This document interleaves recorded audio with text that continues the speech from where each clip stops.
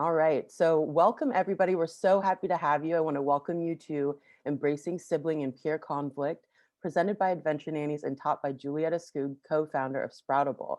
My name is Danielle Sadler. I'm the marketing director here at Adventure Nannies, and I'm so thrilled to have you here with us today. This amazing interactive course will be 3 hours long, and you'll have the opportunity to ask questions throughout the day. We do ask that you keep yourself muted until we get into the interactive portion of the day, just so that everyone's able to hear Julietta clearly. At the end of the event, you will be provided with a recording of the day, a certificate of completion, and then additional resources from the instructor. So let's go ahead and get started. Julietta is the co-founder of Sproutable, helping parents and nannies worldwide through online classes, coaching, and video content. Julietta is a certified positive discipline advanced trainer with an EDS degree in school psychology and a master's degree in school counseling from Seattle University, with over 15 years of experience in Seattle public schools. Her expertise includes early childhood development, autism, learning disabilities, anxiety, and behavior disorders, as well as teaching social emotional development based on positive discipline, social thinking, and mindfulness. She has learned the most from her own 3 children, ages 11, 8, and 3. So with that, go ahead and have you take the floor, Julietta.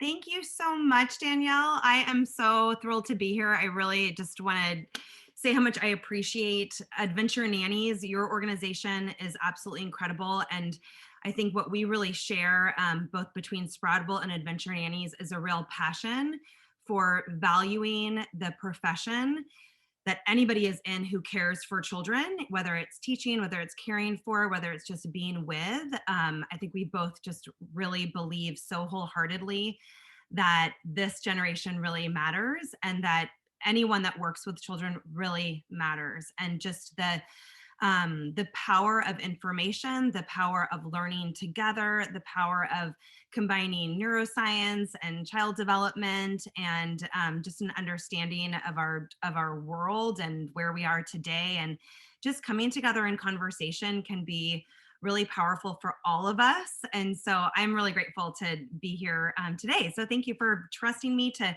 facilitate. I really consider myself a guide. We're all going to be learning together today. And yeah, so I'll take it from here if that's okay. And just to start, I know this isn't sort of a typical webinar. So if you're able to turn your video on so that we can just, there's so few of us that just so we can really be in conversation, would be great to see you all so we can start to really get to know each other. So if you're able to turn your video on, go ahead and do that. I think I see a few of you.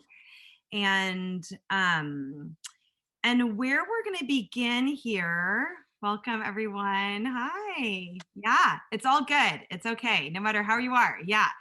So if you will take one of your pieces of paper, take a blank piece of paper here. This is how we're going to begin. And fold it in half. This is a one-step origami. That's it. All you got to do is fold it in half. We're going to make a little tent, okay? And I like to call this WIFM, WIIFM, which means what's in it for me. So you took the time to register for this event, to carve out time on your Saturday. I'm so happy seeing faces. Okay, welcome. Yay. To carve out this time on your Saturday. So why, right? What's in it for me is what it stands for, but what's in it for you? So on one side of your paper, just take about 20 seconds and write down why you signed up, like what you're really hoping to get out of these 3 hours, because this time is for you. You know, this is for you. So what is it that you hope to get out of these 3 hours? If anyone else is able to pop their video on and start to join us, we'd love to see you.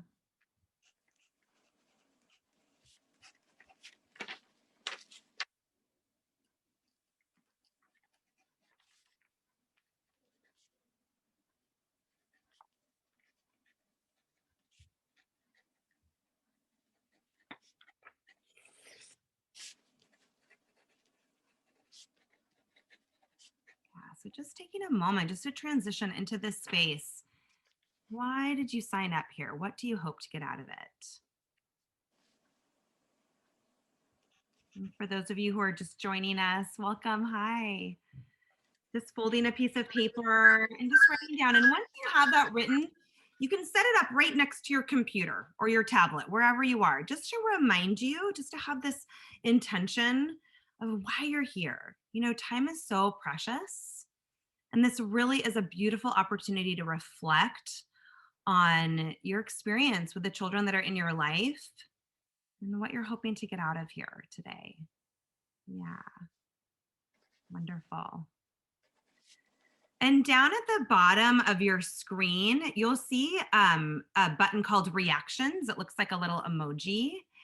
And so once you're finished, if you can put a little reaction in your little Brady box, that would be great. Yeah, thanks, Kay and Brandy, Karen, wonderful. Nice, thanks, Caitlin. Awesome. Janelle, hi, wonderful.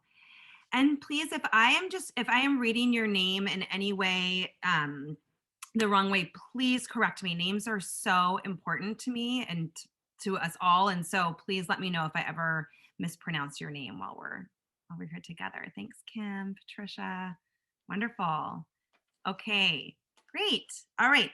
So let's just do a quick round of introductions. Don't freak out. It's okay. We're not group therapy. It's just a chance to really get our voice out there and again, start to build these connections with each other so we can learn together.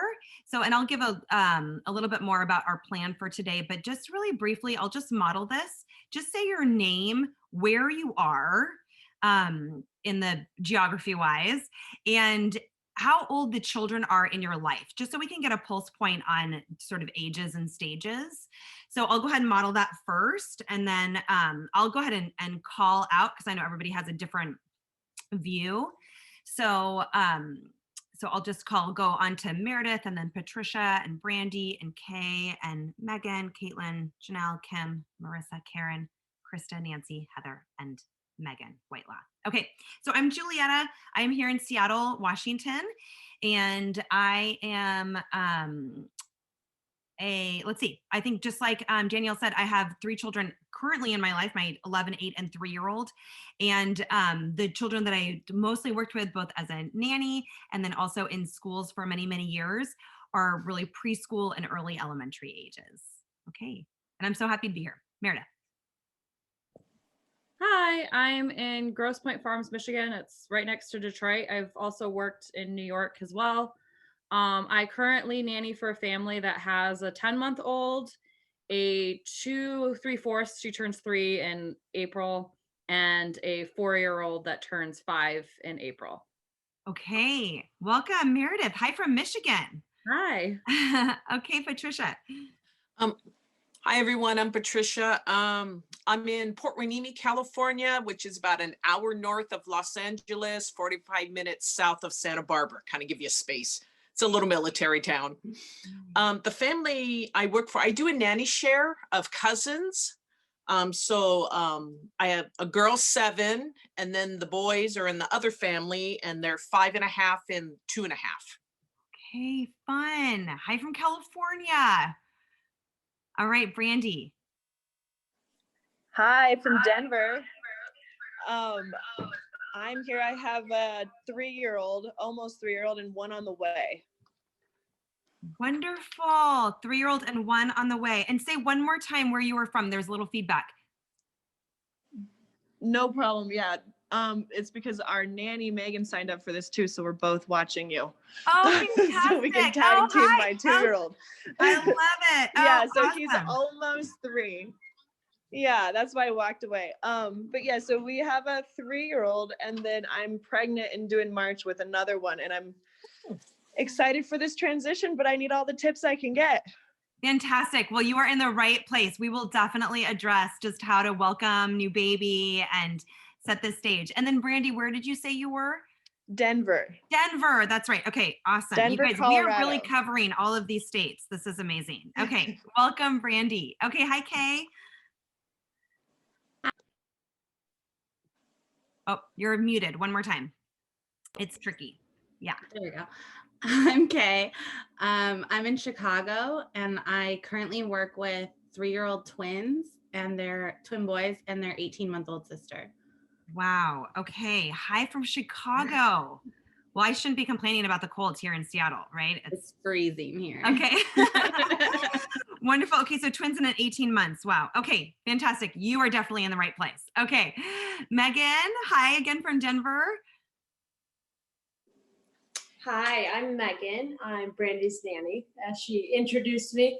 Yeah, I work with Brandy's son, Lenny, and he's turning 3 in February. Just so exciting. And then we also take care of his cousin, Michael, every once in a while too. So that's been an interesting dynamic. Michael's 2. So yeah, 2 2-year-olds right now. Yeah, fun. Okay. It is a lot of fun. Oh, well, how lucky you are to have each other, right? Yeah. it seems Oh like my you're God, doing yeah. fine. Couldn't do Yeah. it without Brandy. Oh, welcome. Okay, Caitlin, hi. Hi, I am in the Bay Area.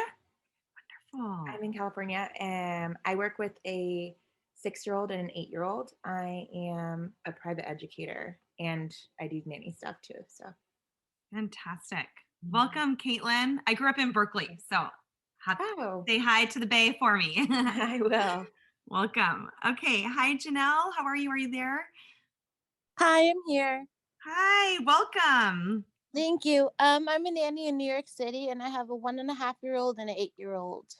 Oh, fantastic. Welcome. Oh, this is so fun. We have a New Can York I just say hi to Brandy? Because I remember I took care of her little boy when he was, I think, 6 months old, and now he's 3. So I'm like, oh my goodness, he's big.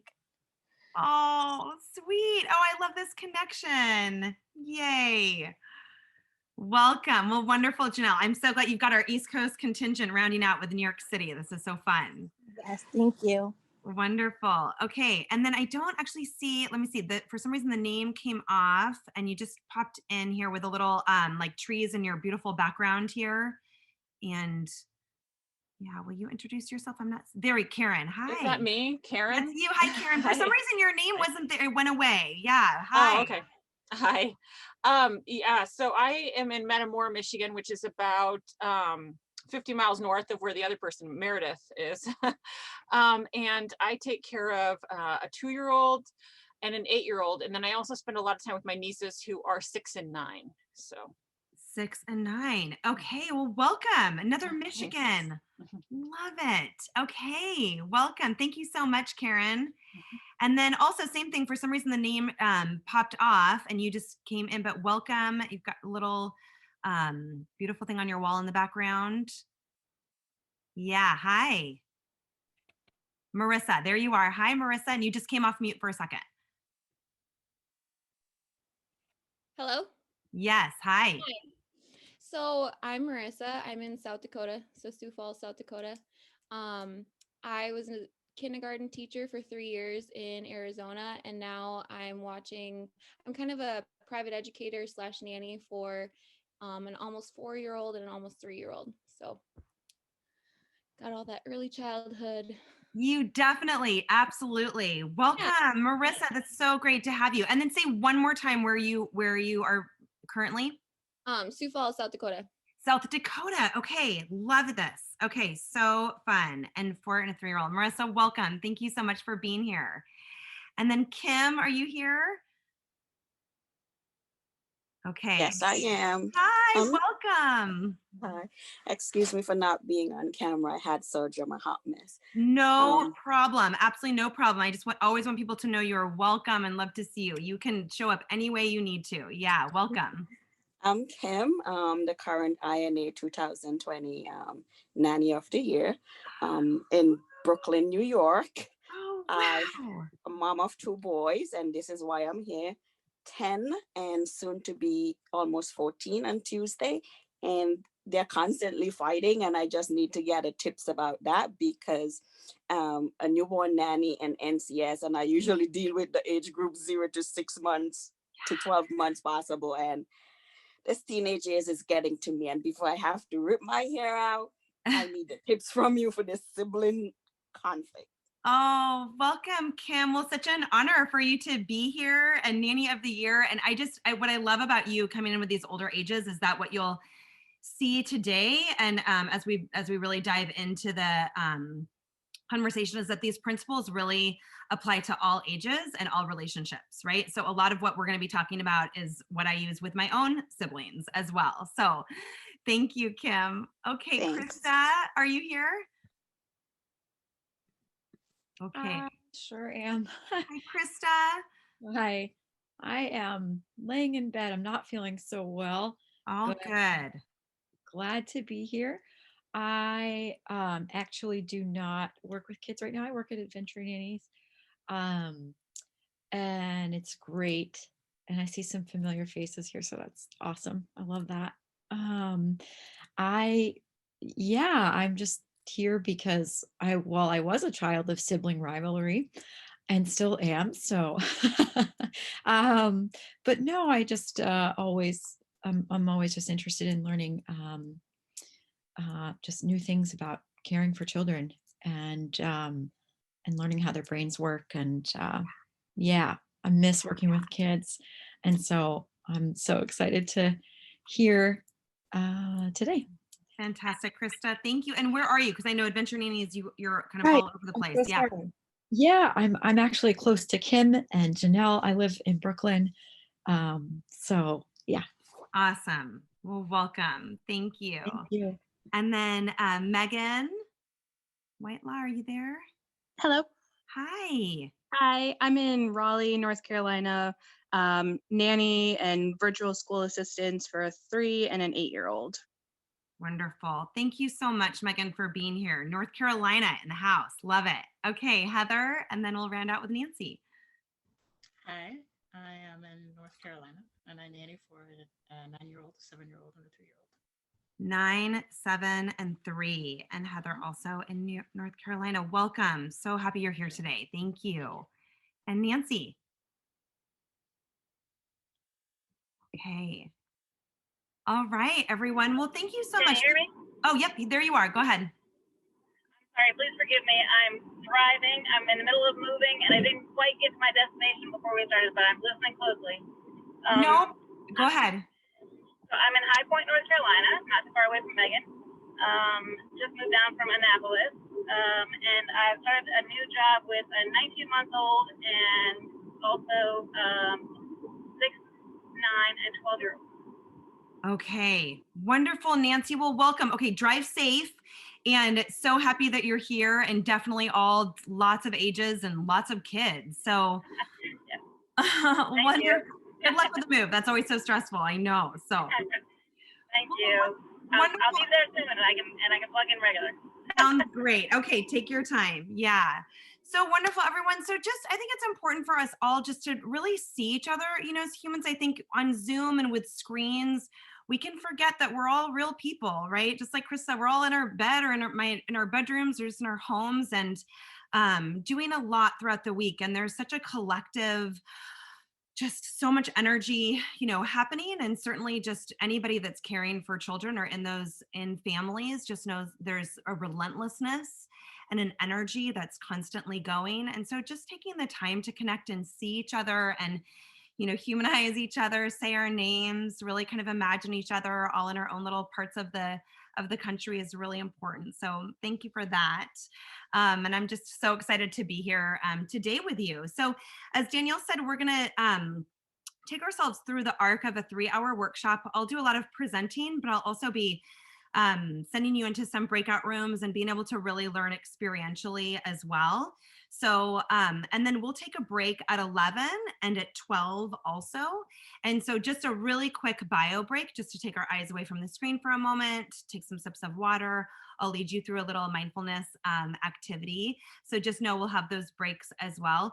But please definitely, if you need to do something for yourself, if you need to take a bio break, feel free to just pop off camera or go off mute and take care of yourself, do what you need to do, okay? Today, I really would love for you to be as present as possible. And I'm going to send you a lot of follow-up information. I'm going to offer you a buffet, I like to say. And just like if you were to go to a buffet, you wouldn't eat everything at the buffet. You would just pick a few things. And so really take what resonates for you. And however you've shown up today, however you are, then that's where you're meant to be. So whatever is really coming up for you, what really resonates is what is going to is what's going to land. You don't have to take everything. So that being said, I would love for you to take another piece of paper now. So we're going to do another little folding paper exercise. So you've already done your origami tent. So go ahead and take another piece of paper, and we're going to fold this now into 12 squares. So this is going to require a tri-fold. So you know what I mean when I say tri-fold? You're going to fold one. I like to do it in the beginning because then it's a little bit easier. So if you fold one piece of paper into 3 parts. So one piece of paper into 3 parts here. Got it? Okay. And then once it's in 3 parts, you'll fold it again in half. And then one more time.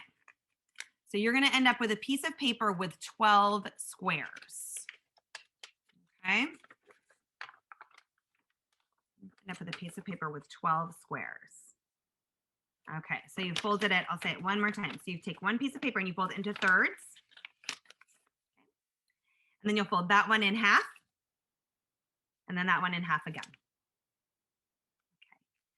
So now with this piece of paper, we call this a folded paper.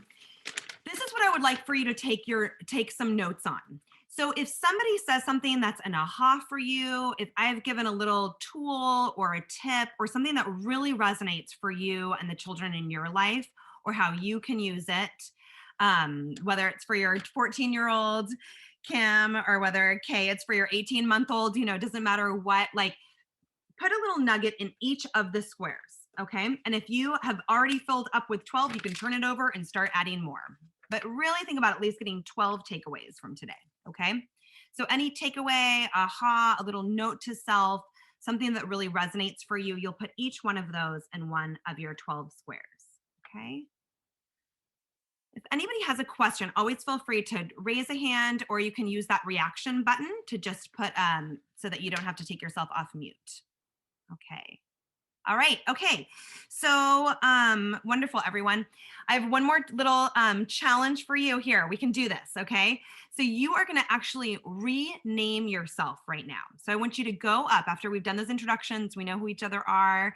I want you to go up to your 3 dots, and I will model this now. You're going to go up and rename yourself to literally ... Okay. Period, period, period. So it's going to be an anonymous now Zoom. So go on up to your dots and rename yourself. This is what's going to help keep us awake, right? ... Literally, when I did this the first time, and they said 3 dots, I started to type in 3 dots. But you want to just do those 3 dots. Yep, just like that. Okay. Wonderful. And this is how we will be able to then start to use the chat box. So you'll go up to where you can rename yourself to 3 dots. So Patricia, are you able to see that part?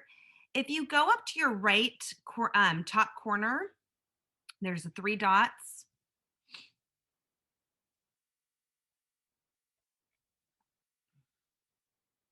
And let me see, maybe I can even do it. You know what? I can rename you, I think. I'll do it for you. Great. Okay, there you go. Wonderful. Okay, Megan, let me do you. I'll rename you as well. Wonderful. Okay. All right. Caitlin, you able to do that? Yep, I can do it, Brandy. Okay. All right. Wonderful, everyone. Okay, thanks for bearing with me. And what we're going to do now is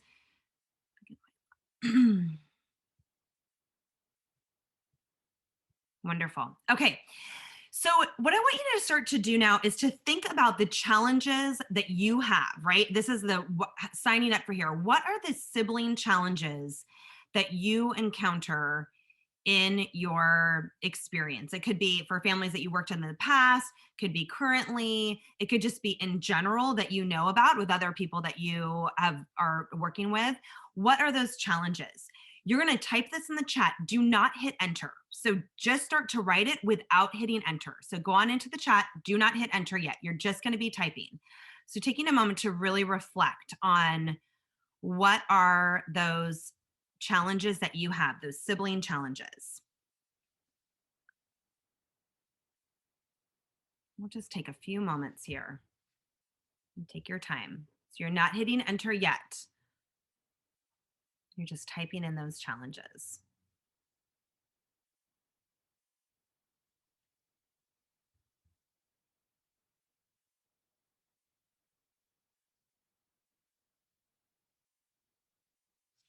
Wonderful.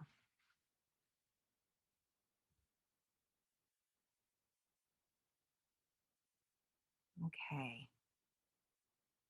Looks like everyone's just about ready. For those of you that still have your video on, will you give me a thumbs up if you're about ready? Cool.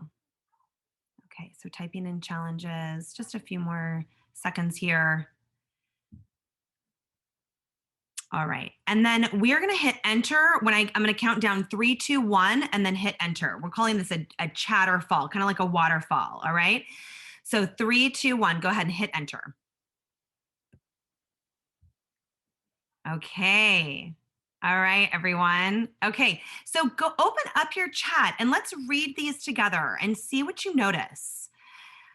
Go ahead and read them out loud here. Constant annoying behaviors towards each other, ignoring each other, knocking down towers, physically pushing buttons, mean older sibling, picks on the younger one, both competing for attention, particularly the older one, not sharing, hitting, needing attention, siblings fighting over toys,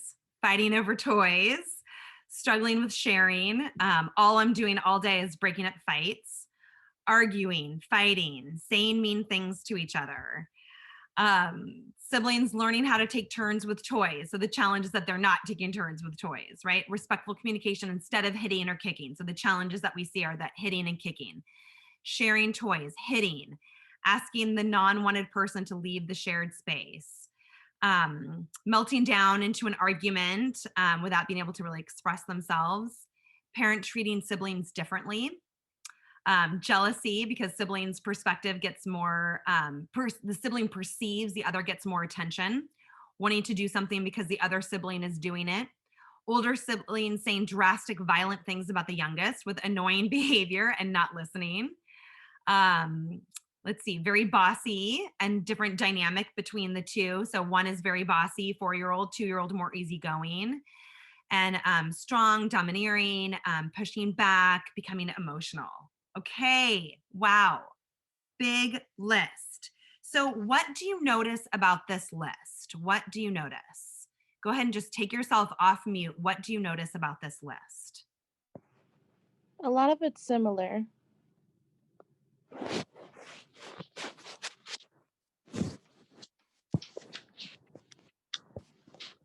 Everyone fights over toys. It's finding the balance of the strongest, and one wants to be the leader and one wants to lead as well. It's 2 leaders trying to lead. Lots of sharing problems. Yeah. I mean, all kids want attention, and the whole dynamic of siblings is that trying to vie for that attention and that need and figure out their pecking order with their siblings. That's the word, pecking order. Yeah. Fear of losing the hierarchy. Yeah.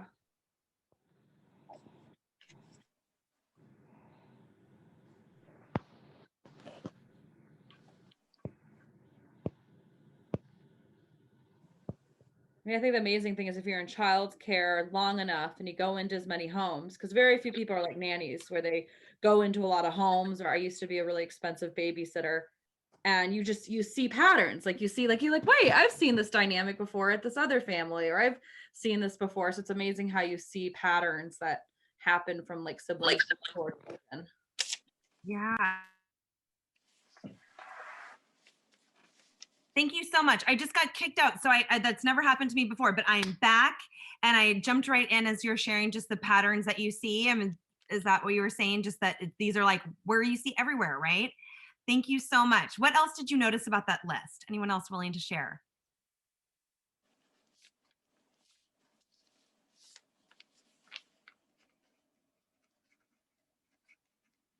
I think sharing in general for kids is always seems to be a top issue of sharing toys, even if they're not being used by this kid. You know, it's mine kind of a deal. Absolutely. And I mean, I feel that way as well, right? As soon as my sister says, "Oh, can I borrow that sweater?" All of a sudden I'm like, the one that I haven't worn in 6 months, I'm like, actually, I think I'm going to be wearing that soon. You know, there's sort of a natural like human piece to that as well. And I think, you know, part of that not sharing, which is absolutely on every single list, is that it's really not taught. And it also feels a little bit unnatural for kids. You know, the piece around just cognitively, that it's a very vague concept conceptually to share. It's almost easier to say we can share this orange, right? They can see us breaking it apart and actually giving a piece, right? Sharing a piece of the orange. But when we're talking about a toy, that's something that's just in and of itself insulated like that, it's a little bit easier for kids to consider that taking turns piece. That is also a challenge, but it definitely is easier for us to teach into the concept of taking turns versus sharing, or that feeling of like, I'm actually gonna have to give it up at some point, or I'm never gonna get it back. Because again, cognitively too, for kids, I think their concept, or I know their concept of time is not the same as well. You know, they're very much in that present moment where it's hard for them to imagine that future piece of how to be able to wait as well. Yeah. So I really just noticed, you know, how many similarities there are on that list. And I really want to just highlight that you are not alone. And sometimes we can feel like when we're in that home or we're in the middle of that battle with those siblings or those peers, it can feel really overwhelming. And just know that you are not alone, or it feels like that we're doing something wrong. All kids fight, right? All kids, there's hitting and they're saying mean things to each other and they're excluding one another and they're, you know, being like having a showdown over that one toy. There's definitely the birth order, those dynamics between the older and the younger. So there really is this pattern, and just starting to zoom out and recognize that this is happening all in homes all across America. And that it really is behavior, right? It's coded behavior. They're communicating through their behavior this message that these are the skills I have. This is the best that I can do with the skills that I have. So now what I would like you to do is imagine that one of your children, if you have more than one, just pick your favorite. It's a joke. And imagine they are all grown up. They're now 25 years old. Okay. It's hard to believe they're going to be 25 years old. And imagine that they are coming back to visit you. So maybe you've gotten the little message from them. They're in your area. They'd love to come and see you. And so you're expecting them, and you go and you open the door, and who is standing there before you? Really imagine them. And we call these the life skills or the characteristics that we have. What are those life skills and characteristics that you hope that they have? And so imagine for a moment, we're going to do the same chat waterfall. And so again, it's all anonymous. So just writing in your chat without hitting enter. What are the life skills or the characteristics or the qualities that you hope that they have? And as you imagine this, you know, it's not about like, this is the child that we want them to be, and so we're going to mold them, or this is the human being that we want them to be, so we're going to mold them to be this. It really is about the skills and the qualities that they have in order to be their truest self, right? To be the person that they are meant to be at 25. So what are those skills and qualities that you hope that they have?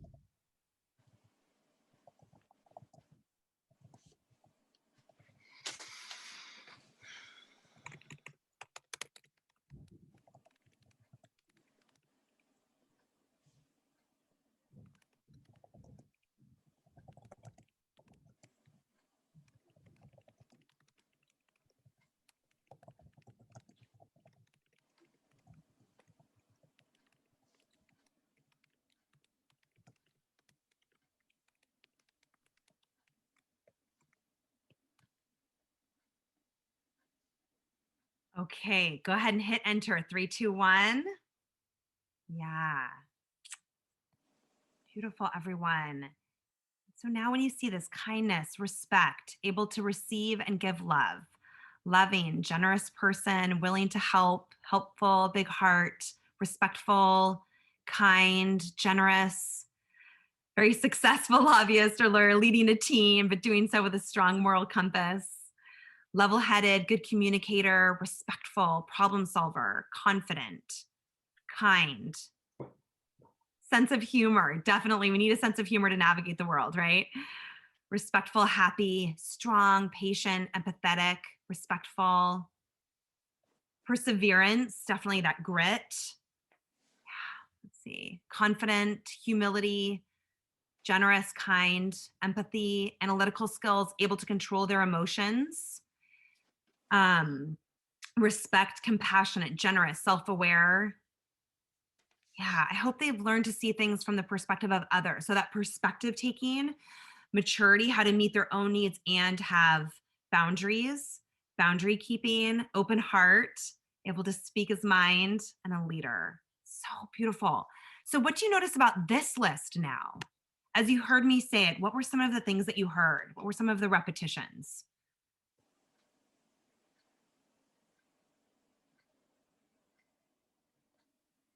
Respect, compassion, kindness, able to receive and show love.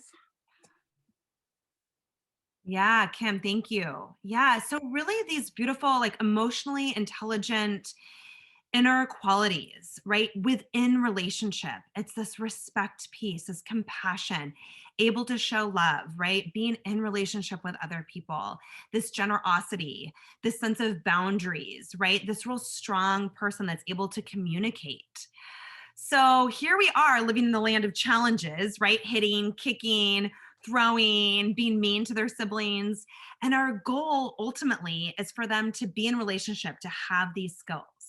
And so how do we get them from these challenges to the gifts list, right? To these life skills list? This is how we do it, right? We actually use these challenges to grow these life skills.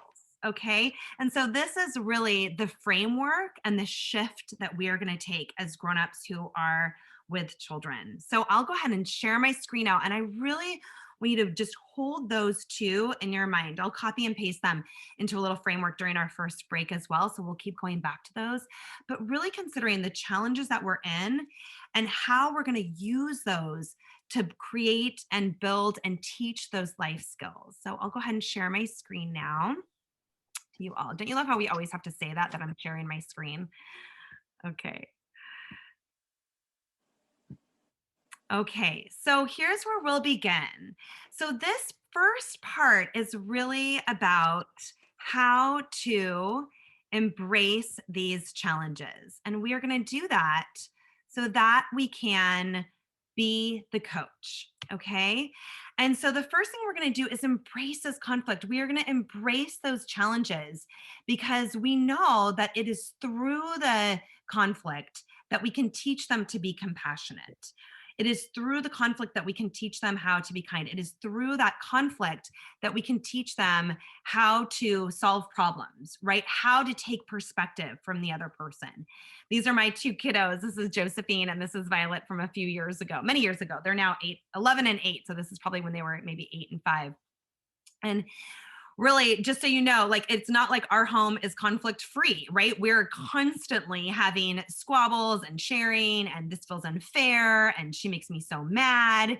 And, you know, certainly on all of my years, just being out on the playground with all my students coming up to me, but Miss Skoog, she wouldn't let me play, and he's being mean to me, and this happened, you know, just constantly, right? It's just a hotbed, but this is how children learn. And what's hard about embracing conflict is that we often have our own issues with conflict, right? From the way that we were raised, maybe we were told to just stop it and get along all the time, or maybe we were never really taught. And I think this is really common, you know, for people in general, is that it's not part of our everyday curriculum to be saying, okay, how do we embrace this conflict? What are the, you know, skills that we take to actually solve problems? But in this way, when we can actually say, okay, here's the problem, awesome. What is this teaching moment right now? And as a positive discipline trainer, right, using this positive discipline framework, we talk about how discipline actually means to teach. It doesn't mean to punish, right? It means to teach. And the positive part of positive discipline is this forward thinking, is looking at those life skills and saying, okay, how are we actually using this to teach? So in this way, we are teaching these long-term skills. Okay, so we're saying here's a moment, here is this little compass to say, wow, they're really lacking emotional regulation. One person mentioned in the life skills list about having one of their charges having anxiety. And so recognizing that the challenge is anxiety, and that's really letting us know what are the skills that are missing, right? The skills like having coping skills, like having a breathing practice, like having those emotional regulation tools, having that perspective, having the ability to challenge those negative thoughts, having the ability to really understand the way that the brain is wired. So I know that alarm is going off and I know what to do about it. So when we can just kind of let go, and I know this is the hardest part, and this is why we start here, when we let go of our own ego, of the uncomfortability of conflict, the uncomfortability of what the fighting is, what is coming up for us through the fighting. When we can really start to just sit in our truth and say, this happens to all kids. This is not a reflection on me. This is a reflection on their missing skills. And all kids are missing skills, right? They are littles. I'm looking at your ages right now, right? Our ages range from baby on the way to 18 months to 14, right? With Kim. So really thinking about, for those littles, they are still just gathering these list of skills. They are not going to automatically have these by the time that they are 25 unless they are able to practice, okay? So it really is about just conceptually knowing that we are teaching long-term skills here. So in this way, we are shifting from being the judge and the jury, right? So automatically having the decision, automatically saying, okay, it's his turn with a toy because you just had a turn, right? Or you are the big brother, so you need to treat your little sister more kindly. Or that judge is just saying, you need to just stop and automatically, right, just get along. Can you just be friends or just stop it, right? Instead, we're going to be the coach, okay? And I really like to tap into all three of these. So think about a coach, right? Think about your favorite teacher or your favorite coach growing up if you had one. They really guide, right? They inspire. They want you to be in the game. Okay. And so it is about practice. It's okay if you're messing up, right? It's about not just about winning, but really about practicing and playing in that way. And so in this way as well, the coach doesn't necessarily favor certain players, right? You really are coaching them to work as a team. So as you're embracing the siblings, whether it's 2 or 3 or cousins or peers, you're really imagining them, coaching them for how to work together as a team. There is always going to be conflict in a team, right? And so it's not about like just telling them to stop and always be able to get along and be best friends. How can we work together to work through those problems? So similarly, another concept in this way is as the mediator. A mediator is hired not to take sides. It truly is about to get them together to uncover what is the problem and how can we come up with a solution that is respectful for both parties, okay? And then finally, this for me is the real secret sauce. I'm telling you, all right? It is about being the script reader. So often we say to kids, use your words or just go solve the problem without actually giving them the lines. And especially, I'm looking again at our ages right now. We have a solid core from, real young, like 1.5, Janelle, right? So young all the way, and Kay with the 18 months as well, all the way through those like ages 7, 8, those ages, right? So we'll kind of put a pin on our teenagers, but those ages up until 8 years old, 8, I always say is the magic age developmentally. That's when all the lights start coming on. Up until then, they do not have the words all the time. They are still learning. They need to know exactly what to say, right? How to say, I take responsibility for this, or can I take a turn, or when can I take a turn? And even for littles under 2, teaching them the sign language for that, right? Teaching them the sign language for help or please or thank you, and starting to teach them the words, right, for how to be respectful for each other. So a lot of times, with my own kids, there's a lot of just like that sort of tone or just like that mean, they just like come in real hot with the rudeness, especially my 3.5-year-old. Like, no, I don't want you. I said I didn't want it that way. And when we can come in as the script reader, sort of like calling from the lines off stage, when we can say, oh, try again, you can say, oh, I don't need some help right now. I'm trying to do it by myself. Just that opportunity to go in with dignity and have them say it again. Oh, I can do it by myself right now. Thanks. I'm really trying to do it on my own, but thanks anyways. Or no, thank you. I really need some space right now. Just those kinds of phrases kids don't get automatically. There's nothing on their walls that say, here are the social skills that you need to have. So they really need to know, like, what are the lines? How do we say, how do we talk to each other? So instead of just saying, be respectful, we really are giving them the lines for what to say. Okay, does that resonate? So we really want to be the script reader in this way. So we're embracing the coach aspect because it really is how they practice. So I want to pause here now for just a moment and get us into breakout rooms. And I'm gonna put this in the chat here. I'll pair you up and just take a moment. If you had siblings when you were growing up, what did you learn from your siblings? If you did not have siblings growing up, what did you learn from your close peers or maybe from your cousins? And so I'll go ahead and put you into groups of 2 to 3, but just thinking about, just like we ticked off those life skills, what did you learn from your siblings? So having this moment of reflection of your own relationships growing up, okay? Does anybody have a question about that before I pop you into groups? Okay. So I just realized that, you know what, Danielle, I'm not actually seeing where the breakout room potential is. Am I able to do that, the webinar here? Okay, and if we're not able to, that is okay. I can be flexible. I'm not seeing it down here. Danielle, are you able to do breakout rooms on your side? Hit the more buttons. Okay. Great. I'm not seeing the more button either, actually. And I wonder if it's because I got kicked out and then came back. I'm not seeing the more. And I am the co-host for sure. Here we go, breakout rooms. Okay, awesome. Thank you. Okay. Okay, and we'll just do this for just a couple of minutes. And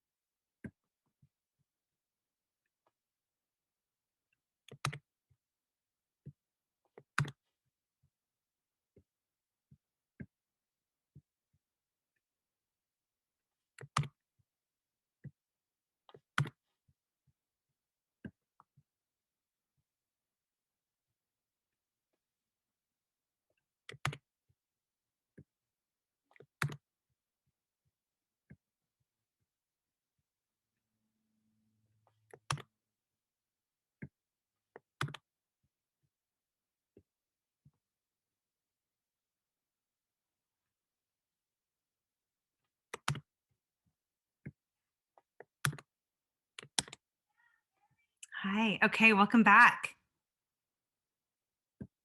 Oh, there we go. There we go. Okay, and let's go ahead and rename ourselves now that we're gonna so we can see each other. All right. Wonderful. Great. Megan, were you able to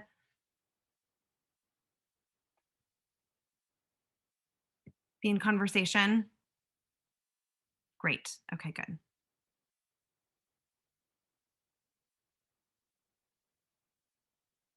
Great.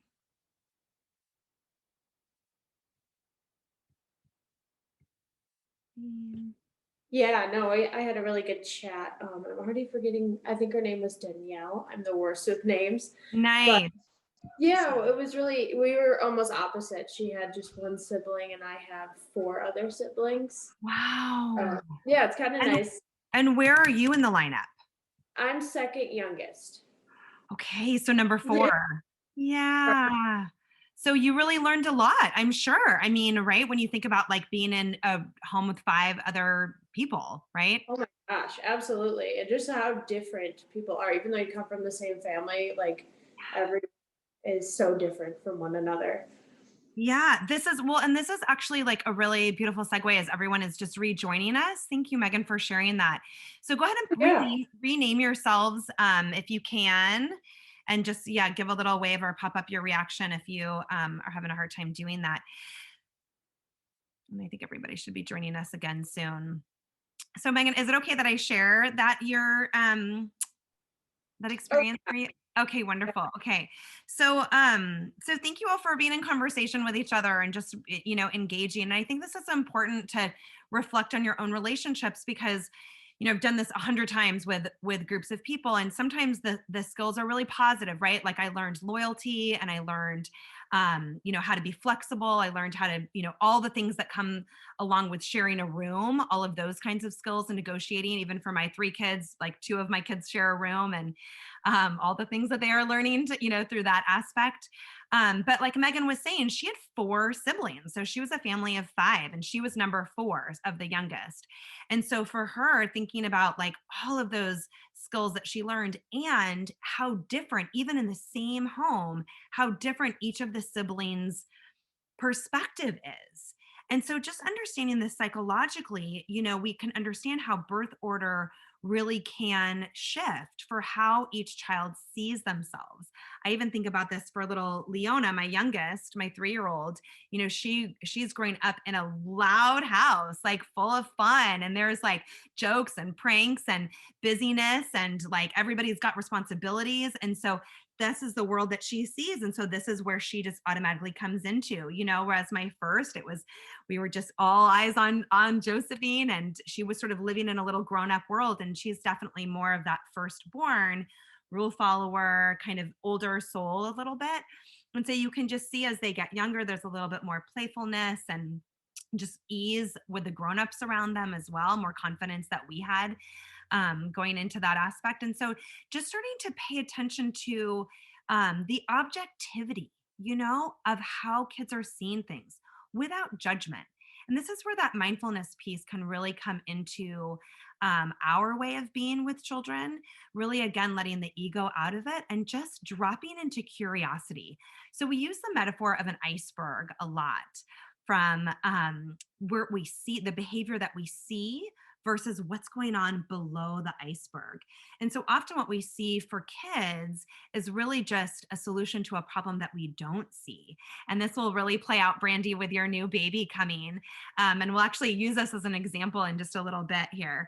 But I really want to draw in the Adlerian psychology here, because he was a psychiatrist at the time of Freud, and definitely a radical approach to behavior back at the turn of the century, where he believed that the theory that he has is that behavior is purposeful. And so we are all driven by a need for significance and belonging. So significance meaning I matter, I can contribute, and belonging meaning I'm connected to others. So thinking about Megan's family, right, of her 5 siblings, and thinking about where each one of those in that lineup has their own sense of I matter, I can contribute, and I'm connected to others. So significance and belonging. And so thinking about the children in your life, and actually we're right at 11 o'clock, so I'm going to pause on this. We're just going to take a really quick break. We're going to come back to this idea of how do the children in your life, through their lens, through their perspective, have that sense of significance and belonging. Okay. So we've been online for an hour. We're going to take a quick break. Before we take this break, I'm going to model teaching some self-regulation tools, which we want to start to teach to our children as well. Remember, discipline means to teach. And so I have this really fun little ring of tools. This comes from Sound Discipline, who's a fantastic organization here in Seattle. They're a positive discipline offshoot nonprofit organization, and they have these on their website. And I use these in classrooms a lot. But they're just little mindfulness self-regulation tools. And so I'm going to share one of these with you now. I'm just picking one at random. Okay. Let's see what we're going to do. This one. Okay. Notice. I love this one. Okay. So take a moment here, and we are just going to notice 3 things without saying it out loud. You're just going to notice in your mind 3 things that you see. Just look around. Notice 3 things that you see. And name those in your mind.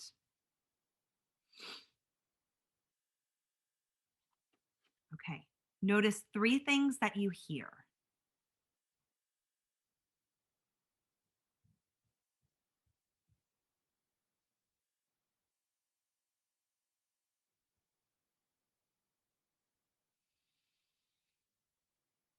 And now 3 textures you can touch. Go ahead and touch 3 things.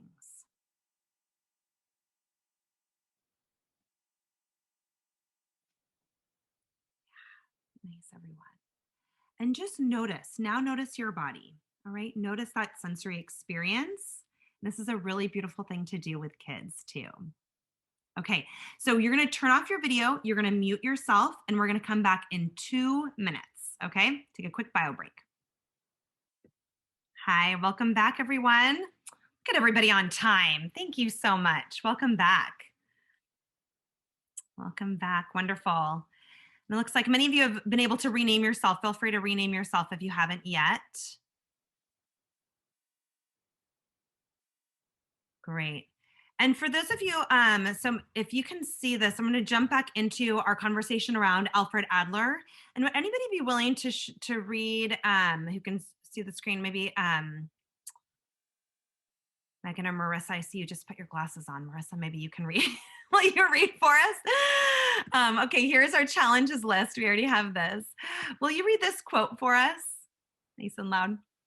Children make decisions about themselves and how to behave based on how they see themselves in relationship to others and how they perceive others feel about them. They are striving out of awareness for significance and belonging. Significance, meaning I matter, I can contribute, and belonging, meaning I am connected to others. Thank you. Oh, it's so good. Thank you, right? So this is really this contribution. This really is the foundation of positive discipline, is this Adlerian psychology, right? That like ultimately we are all striving towards this, grownups too. And so this is what behavior comes out, right? In this quest for significance and belonging. And when you think about the dynamics within siblings and the way that grownups treat them differently as well, all of these pieces keep shifting. So with this, now we're going to create a little, can you all see my whiteboard here? Hopefully. Okay, let me know, call out if we're not. So if you think about significance now and belonging, okay, think about your children, the children in your life, significance and belonging. So it doesn't matter how little they are or how old they are. And we're going to, this is the school counselor and me, my little kumbaya portion, is imagining that this significance and belonging is like the warmth of the sun, okay? And what are some things in your children's life, and you can either, go ahead and write them in the chat. What are some things, and if somebody actually, Marissa, do you mind being my reader since you just read that? Read the chat for me. What are some things in your child, is it okay? I don't mean to put you on this spot. I hope that's okay. Okay, thank you. What are some things in your child's life, right? The children in your life that give them a sense of significance and belonging. So significance meaning I matter, I can contribute, and belonging meaning I'm connected to others.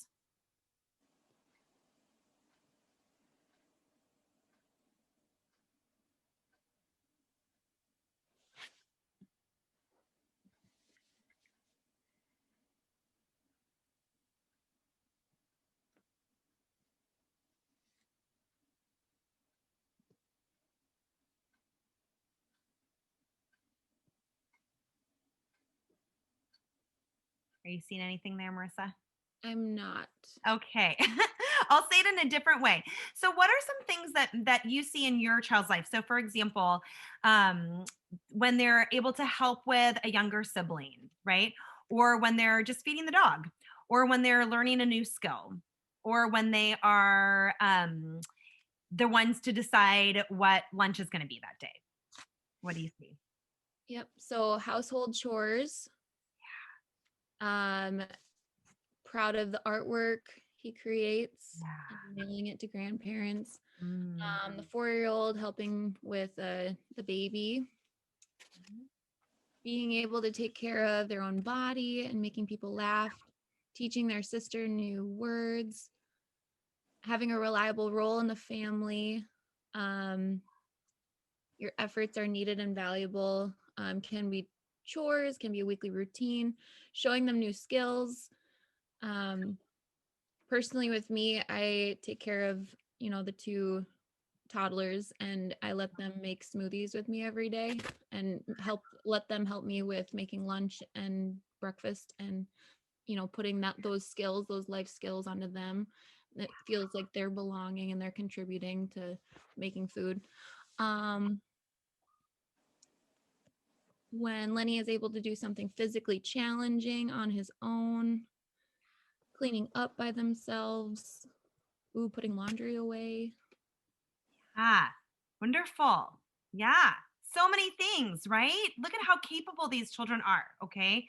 So making smoothies, being so proud of their artwork, sharing it with grandparent, right? Doing something super physically challenging on their own, having that sense of agency, or those chores, or helping their brother, or teaching them new words, hopefully okay words, right? Like my middle that's always teaching my youngest the potty words. So they're in it. And so when those things are happening, as you can see my little kumbaya thriving little shoots towards the sun, right? They're growing, they're thriving.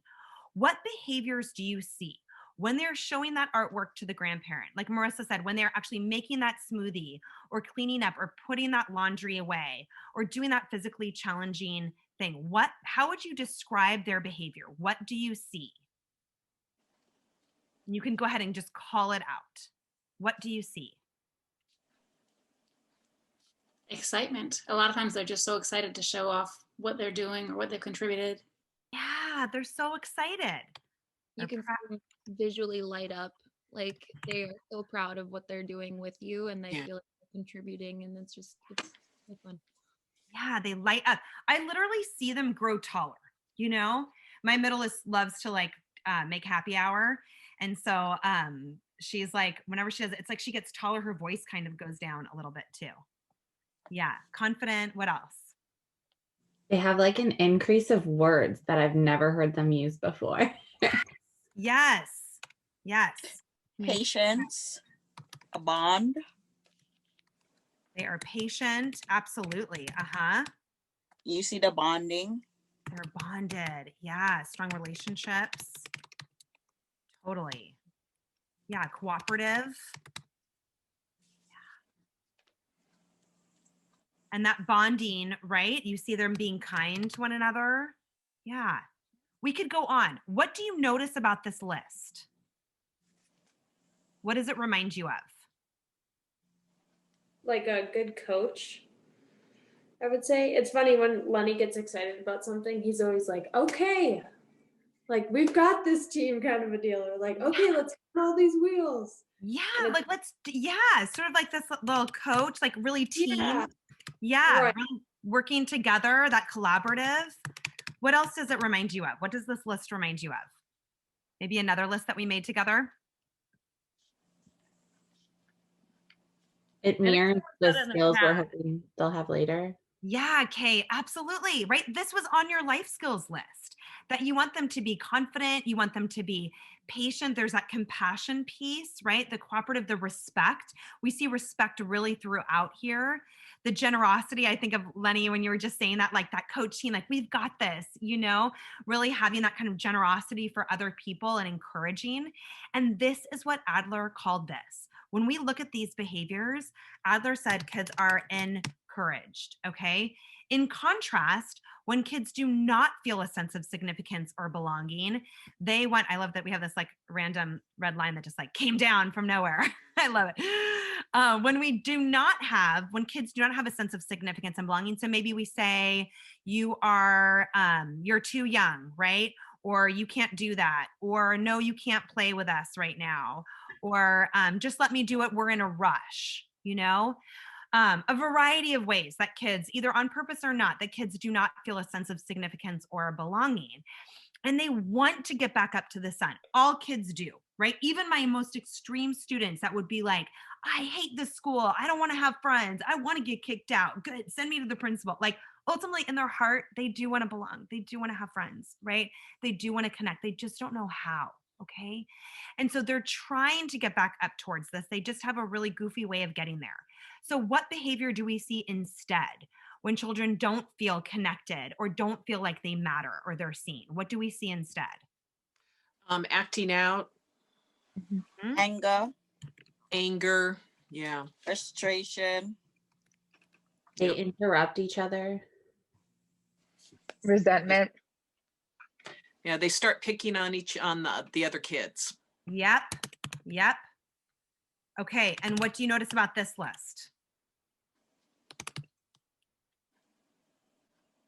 It's similar to like the one we started with what our problems were. Exactly, Meredith. This is our challenges list right here, right? We could keep going. We could spend the next 2 hours just talking about these, right? And so here we have our challenges list, and here we have our life skills list. Boom, right? And so this is what Adler said. What is the opposite of encouraged? Discouraged. Discouraged, exactly. So, and that's Patricia, is that right, Patricia? Yes, I'm sorry, I don't know my name That's back. okay, I'll rename you. Yeah, exactly, I'll rename you just so that we have your names are important. Yeah, Patricia. So this is discouraged. And so here's the big reframe. This is the big aha here, is that a misbehaving child is a discouraged child. And so when we see these types of behaviors here, they are not doing it to be manipulative. They are not doing it just to give you a really hard day. Deep in their heart, they are discouraged, okay? And so when we see this, unfortunately, they're not going to come up to you. They're not going to say, excuse me, Miss Skoog, I'm feeling a little discouraged today. Can you please encourage me? No, right? They are going to come up and show me this through their behavior. That's the communication. So I always come back to prevention, intervention, prevention, intervention. There's the teaching part. Prior to this, right? Building skills. And then what do we do in the moment? This part is the teaching part. How do you build more of these little opportunities for them to contribute, for them to feel like I matter and I belong? How do we give them this sense of agency and control and capability? So raise the bar. Kids are so capable. We have throughout our routine, a wheel of choice where we have contributions. And so it doesn't matter whether my kids were 1 or 2 or 3 or all the way up to my 11-year-old, they have the same things on this wheel: laundry, dishes, recycle, cleaning up the living room, picking up the toys, organizing. At a couple of times throughout the day, they have one contribution on the daily that they just kind of the random. Then they have the one that they feel really important and they're in charge of throughout the week. And then they have ones as a family that we check in on throughout our family meetings. So, and family meetings is another thing we'll talk about as well, so that you can have, even with whether you're just working with a family on your own as a nanny or as a parent. So finding these ways where they feel a sense of belonging and a significance to draw out naturally these types of skills that we want them to have on their life skills list. And then recognizing when they are acting out and mad and resentful and mean and picking on each other, that it is that signal that they are feeling really discouraged. And so this is where, I'll save this. This is where Jane Nelson, the author of Positive Discipline, says, where do we get the crazy idea that in order to make kids do better, we have to make them feel worse first? And so really getting into their mindset of like, this is just our clue and what's going on beneath them. I just have to share this quick story. My middle, when she was maybe around 4, so this was before my youngest was born, she just kind of came out like with a rampage, was just like really being mean to her older sister. Like, and it was just kind of in the kitchen, just like, you're, name calling, like all of these things. And all of a sudden, I just thought like, wow, what is going on with her, right? Immediately you would kind of want to be like, you can't say those things, or you stop, you do like your sister, or yes, she is nice. But I had this moment just to pause. And often I would say, I'll try again or whatever. But I thought, what is going on here? This just kind of seemed, I had this little gut check, right? To be kind of present in that moment. And all of a sudden I had this light bulb go on. And I said to her, do you think that the tooth fairy is never going to come and visit you? And she just looked at me and goes, what? And I realized in that moment, backstory, that here was this child who shares a room with her sister. And as you know, starting around kindergarten, kids start to lose their teeth.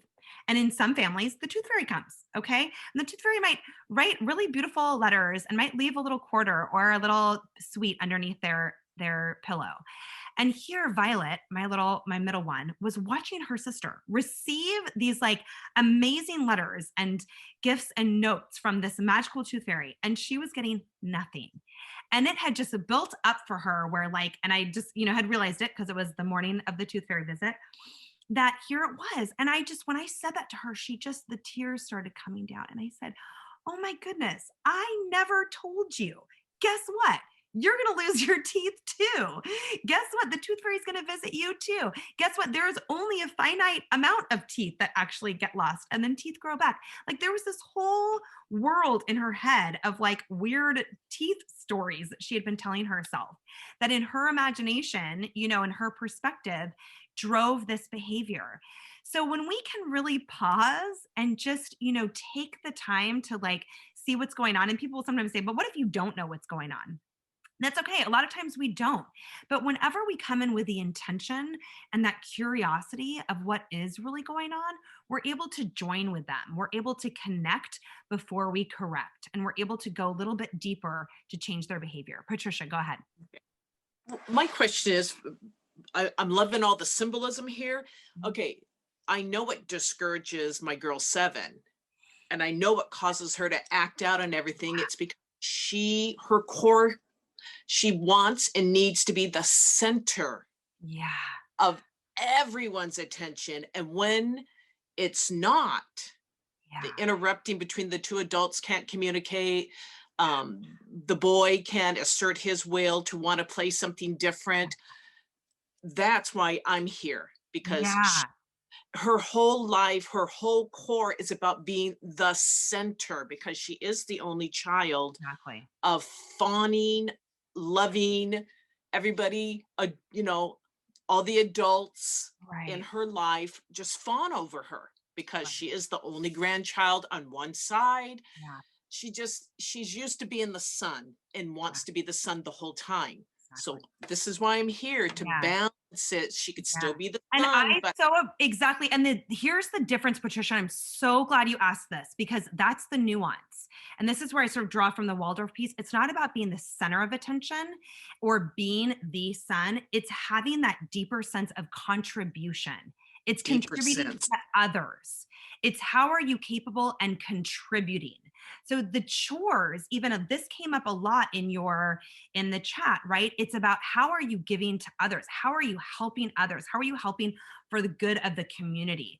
So interrupting is also a great example of that need for attention. And what Adler said is that the deeper belief behind the behavior is that I am only valued when I am the center of attention. And so, or when I'm getting noticed.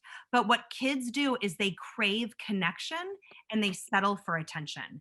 And so she has a deep well of need for deeper connection, for having meaning, not for just existing, but for really having her role. And this really taps into now, beautiful segue, Patricia, thank you, for just even the new baby, like Brandy was saying, that here's our little observation piece. So we can use your 7-year-old and also this, your 3-year-old's Brandy as, hold on, I cannot get to this to make it bigger. Sorry, guys.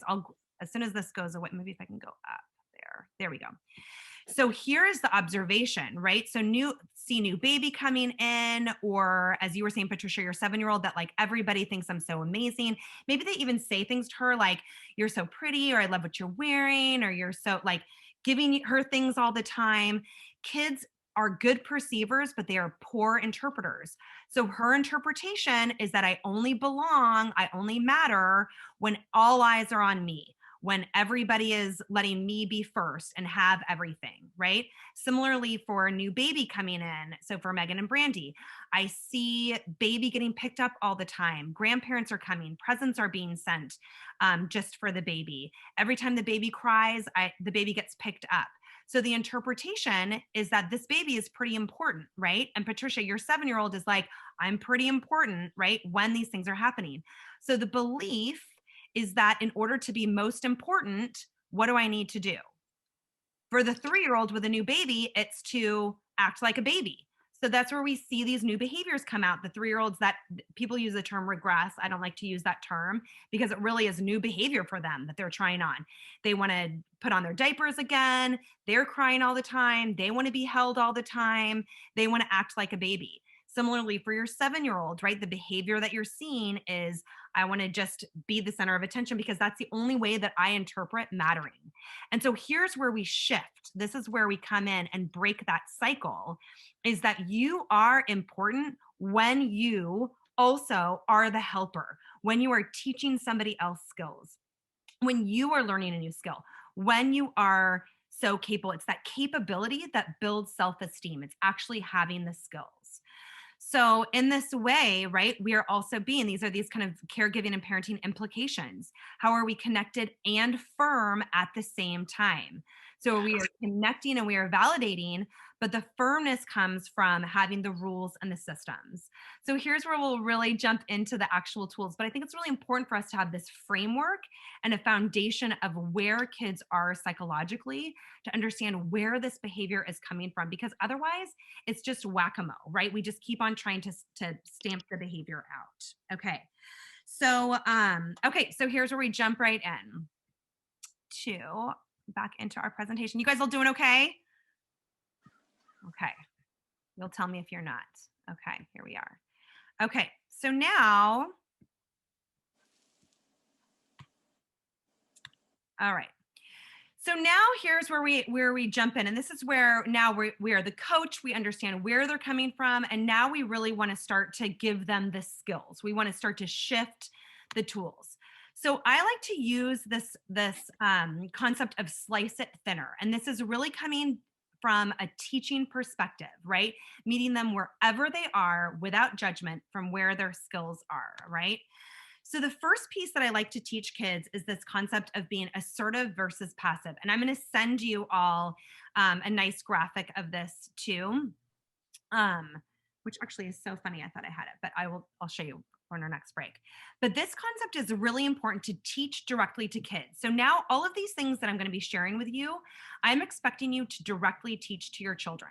And again, it doesn't matter if they're 18 months old or they're 14 years old, okay? We want to really talk about the difference between being passive and so just the whiny, but he's taking it from me and I don't want it, or please, or just coming right to mommy, right? Or right to caregiver, right to nanny, versus the aggressive piece of like, no, give it to me. That was mine, right? So play with this. Kids really need to practice We don't learn anything unless we've had practice and time for training. So you can use stuffies, you can use role play. For the teenagers, obviously it's going to be more just in conversation and as part of a family meeting. But with the young people, we really need to teach these actual names, okay? So they find it really funny when the grown-ups do this. So you can say, okay, which one am I being? Am I being passive or aggressive? You can also use books to teach this as well, but really start to describe what is assertive, right? Assertive means you are standing up tall. Assertive means you are looking somebody in the eye. Assertive means that you are listening, right? That you're hearing somebody else. Assertive means that you are asking for what you need. And so I use this a lot in my everyday language. I don't care if it's asking for cereal. If I say, oh, be assertive, ask for what you need. So really use that language ubiquitously. Really say like, oh, I see you're being passive. Hold up your head. Use a strong voice. Say, I was playing with that toy. Can you please give it back to me? Sometimes the conflict will happen where one of the siblings will come to you and say, like, she's being mean or he's being mean. In this way, I coach that person. I don't have to go back to the pair of them. I am coaching them to be assertive. So instead of always going to the aggressor and saying, you need to be nicer, or you need to be, really coach the one who's kind of the default victim. And again, I use this in quotes. I'm not naming them, but that's the vibe they're giving off. So you're coaching them. You're saying, be assertive. What have you tried? Go ask for what you need. Go tell them that was yours and you were playing with it and it wasn't your turn wasn't over yet. Or go be assertive. Say, I can be in this room right now. I remember my 3-year-old went in. My girls have a sister night where they have their own sister meeting and they exchange compliments and they talk about their problems and then they watch a little show together. And so prior to this, it was just my older two that were doing it. My young went into the room and they kind of were like, get out, we're talking. And she kind of, was really like at a front, 3-year-old comes out, starts crying. And I said, go back in there. Go say, like, this is my body. I can walk out of here. I can open the door myself, And she did. She marched back in and she was like, this is my body. I came in to ask a question. Like, I can leave myself. You can say that more respectfully. So in this way, I'm coaching them to be assertive and I'm giving them the language for what assertive looks like. Okay. This is the next big piece. This is a big chunk here that I want you guys to teach into. And so this is a massive rule across problem solving. So it doesn't matter if it's for grown-ups or for kids, that we have to be calm before we solve problems, okay? And so this part about teaching the brain is really powerful and creating this positive timeout space and this meta moment. So I'm gonna stop the share so I can see you because I'm gonna share a bunch of stuff here. Okay, so this is where the Dan Siegel work is really powerful. And if you haven't read any of his work, I highly recommend. He's the psychiatrist down at UCLA. He wrote The Whole Brain Child, The Yes Brain, No Drama Discipline, and he teaches the brain in the palm of the hand. And you're going to teach this to your children. I start at 18 months, okay? Because it's like sign language. You can teach it all the way through 14. So I teach this from all the way through my preschoolers and my own children, and all the teachers that I train, all the preschool teachers that I train, all the way through my elementary aged kids. And then for Kim, Dr. Siegel has an amazing book for you as well about the teenage brain called Brainstorm that is super, super powerful. And so in this way, I want you to empower your children of how their brain works. And this is a foundational piece of information for kids, okay? I'm gonna send you a video, very short. I'll send you a lot of follow-up videos through Danielle that gives you how to teach this to your kids. But I'm gonna now teach you, okay? And for some of you, this is a refresher. So hold up your hand, tuck in your thumb, and fold your fingers over. This becomes an integrated brain, okay? And this, when you open it back up, this represents our brain stem, which is our fight or flight response. When we are here, we're either in that aggressive fight mode, right? This is where the tantrums and the meltdowns or the like screaming at our siblings. This is where this happens, okay? Or we're really afraid. The person that wrote that their charge has a lot of anxiety, this is where anxiety rides as well, right? Just that really scared, that fear place. If you tuck in your thumb, this part of the brain is the limbic system. This is the emotional epicenter. So this is the radar. So when I teach kids, I say, this is kind of like the security guard or the bat signal, if kids are into Batman, Or for my own kids, we talk about how it's just kind of like the alarm when you leave the house, when the alarm goes off, right? It's the alarm that says to the brain, ding, ding, ding, ding, ding, go into your brain stem so that we can conserve and so that we can like be in that survive mode. But a lot of times the things that set our brain off are really just small things, right? Especially when you're 3, or especially because of the teenage brain when you're 14. In fact, Kim, fun fact, within the limbic system, we have the amygdala, and that amygdala is almond shaped, and it actually changes in teenage boys to grow larger. And so they perceive threat more. So just understanding everybody's amygdala is different, right? Perceiving threat. When the amygdala, when that radar, when that security guard says, we're cool, everything is fine, you are safe, right? This is the yes brain. Like, yes, we are safe. The brain is able to regather and integrate and access the prefrontal cortex, which is represented by our fingers, okay? The prefrontal cortex, so this is the cortex, our walking, talking part of the brain. The prefrontal cortex is in front of the front. So right behind the little eyeballs. And this is our most highly evolved part of the brain. And this is where our executive functioning resides. And Dr. Siegel uses the acronym FACES. So I'll just show you this because I know it's hard when you just start listening to me talk. So I'll show you the poster here. So he uses the acronym FACES. So flexible, adaptive, coherent, energized, and stable. So just imagine the kind of day that you are having when you feel this way, right? You're able to regulate your body, you're able to be flexible, you're able to hold oneself back. So even though you want to hit your sister, you don't. You're able to wait your turn and plan and organize and set goals for yourself, right? The prefrontal cortex is very important in order to access these kinds of executive functioning skills, okay? And so when your lid flips, Dr. Siegel says, hopefully you can still see my hand here. When your lid flips, the prefrontal cortex is gone offline, all right? You are not able to access these kinds of abilities here, or those executive functioning skills. So how old are you when your prefrontal cortex is completely wired? Do you know? I think it's 25. It's 25, but if you have ADHD, it can be as late as 30. It can be as late as 30. It can be, because all of that is within the wiring of your prefrontal cortex. So yes, we're talking about 25 here. Thank you, Krista, too. So here we have, right, little 2, 3, 4-year-olds. And so of course, their lids are flipping all over town, right? They are not completely wired. And so it doesn't mean that they don't have the capacity. In fact, by the age of 2, all those neurons are there. They are just, there's a massive web, right, of neurons. And so it's our job as the teachers to help them strengthen that prefrontal cortex, to give them lots of opportunities to build executive functioning skills through play. Kids learn through play, giving them the chance to really think and problem solve, like, oh, how would you do that? How would you put your shoes on? What if you turned the wheel the other way? Using what and how questions and dropping into curiosity allows them to constantly problem solve, think for themselves, right? Instead of brush your teeth, get your backpack, put your dishes away, stop fighting with your brother, calm down, like make your bed. I mean, all these kinds of repetitive nagging, telling statements that we do versus what did we do? What do we do with our Legos? Or what, let's look out the window. What's the weather? What shoes should we wear? Giving them that control and autonomy helps them force into that problem solving mode. So even this piece, Patricia, like when there's this kind of seeking attention seeking, or like this, but I need, and I want, sometimes I just look and I say, what do you notice right now? Like bringing them back to that awareness, right? Just like we did before the break. What do you notice right now? What is everybody doing? Just pause. Oh, you're making dinner. You're in the kitchen. I am. And I would love some help right now. Drawing them into what that part of the brain to really think for themselves.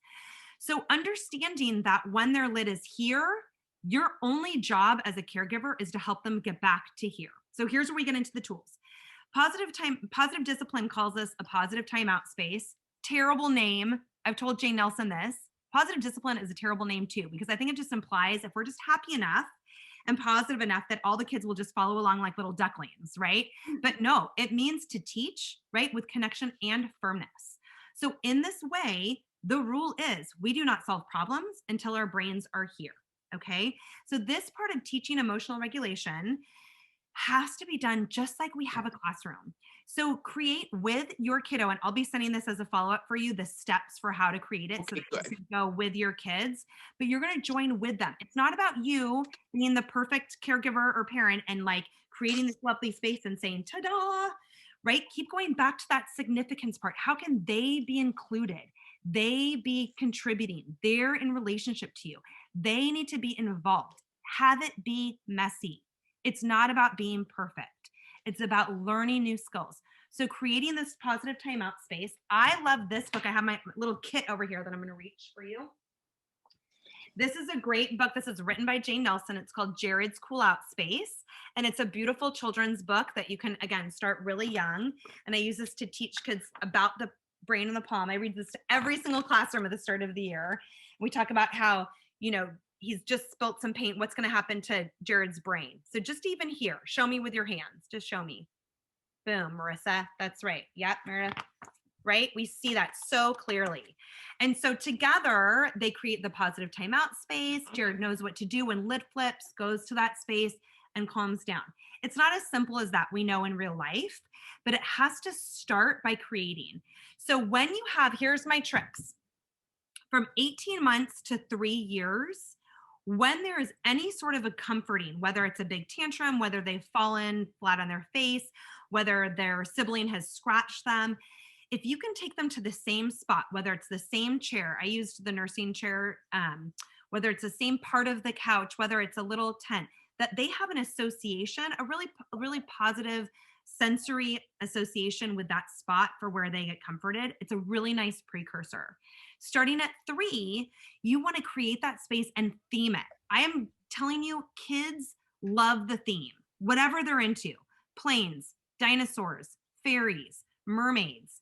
My daughters have gone through iterations from monkeys to mermaids to zombies to Star Wars to then when they get into their tweens and teens for Kim, it's just a space that's like healthy coping skills, right? So thinking about those long-term skills, you want them to have a healthy arsenal of tools that help them feel better. So it's going to look different for each child, okay? So I asked Leona, my 3-year-old, if I could borrow her little kit. She shares a room with her sister. So it's a really simple little chair. She calls it her feel better chair. And then her sister that she shares a room with, hers is in another room. It's just a simple little beanbag underneath a card table. And she has her little Star Wars pictures and zombie pictures and also a picture of Zac Efron because she's like, Mama, when I look at him, he just calms me down. So, but for Leona, she has a little glitter stick, right? So the mindfulness piece of just watching it, settling the mind, taking deep breaths. And then a lot of different feelings books. So we have this one. And then she literally said, as I was coming up to this workshop, she goes, Mama, make sure you show them the heart book. So I'll show you this one too. So this one is called In My Heart. And it literally is different feelings so that in the moment we say, okay, let's find the feeling that you are. You're feeling mad. Let's find the mad page. Just a couple of days ago, she was like, no, I'm not mad. I'm so sad. And so then we were like, okay, let's find the sad page. And here's why. Again, the school counselor, Kumbaya and me, is not just about feelings. And I love this because my students say, you're a feelings teacher and our brain teacher because it's brain science. The amygdala actually changes and feels safer when we name feelings. So when we validate feelings just straight up, we don't have to get syrupy or sappy. Sit in your truth, get into that tone. Like really, like kids need you to like see them for real, okay? Like where you say, you are so mad right now. I cut your sandwich in half. Like, how dare I, right? You want to play with that bottle of poison and I'm not letting you do it. Like you are mad. You have to name what they are, right? You were playing with that toy and now it's broken. Or you created that Lego, the whole Lego building and now the whole thing fell down. Just hold that without giving advice, right? Without telling them what to do, just you are so mad. That message to the brain, again, is that signal that allows them to start to regather. There's an arc of a tantrum. So right now we're just kind of talking in isolation for an individual kiddo. There's an arc of a tantrum that when they are, headed towards that space and they're like, no, I don't want to go. Or like half the time where Leona gets to her little box and then she's throwing the things at me, not using them, but actually like throwing them, right? Because she's so mad. That is because that adrenaline is pumping, right? That is our brain's way of keeping us alive. So the oxygen is pumping and it feels good. Like we want to kind of stay there, you know? So that sensory experience of just getting them to that second location, it is going to require either you going there yourself and saying, I'm going to make my brain here too.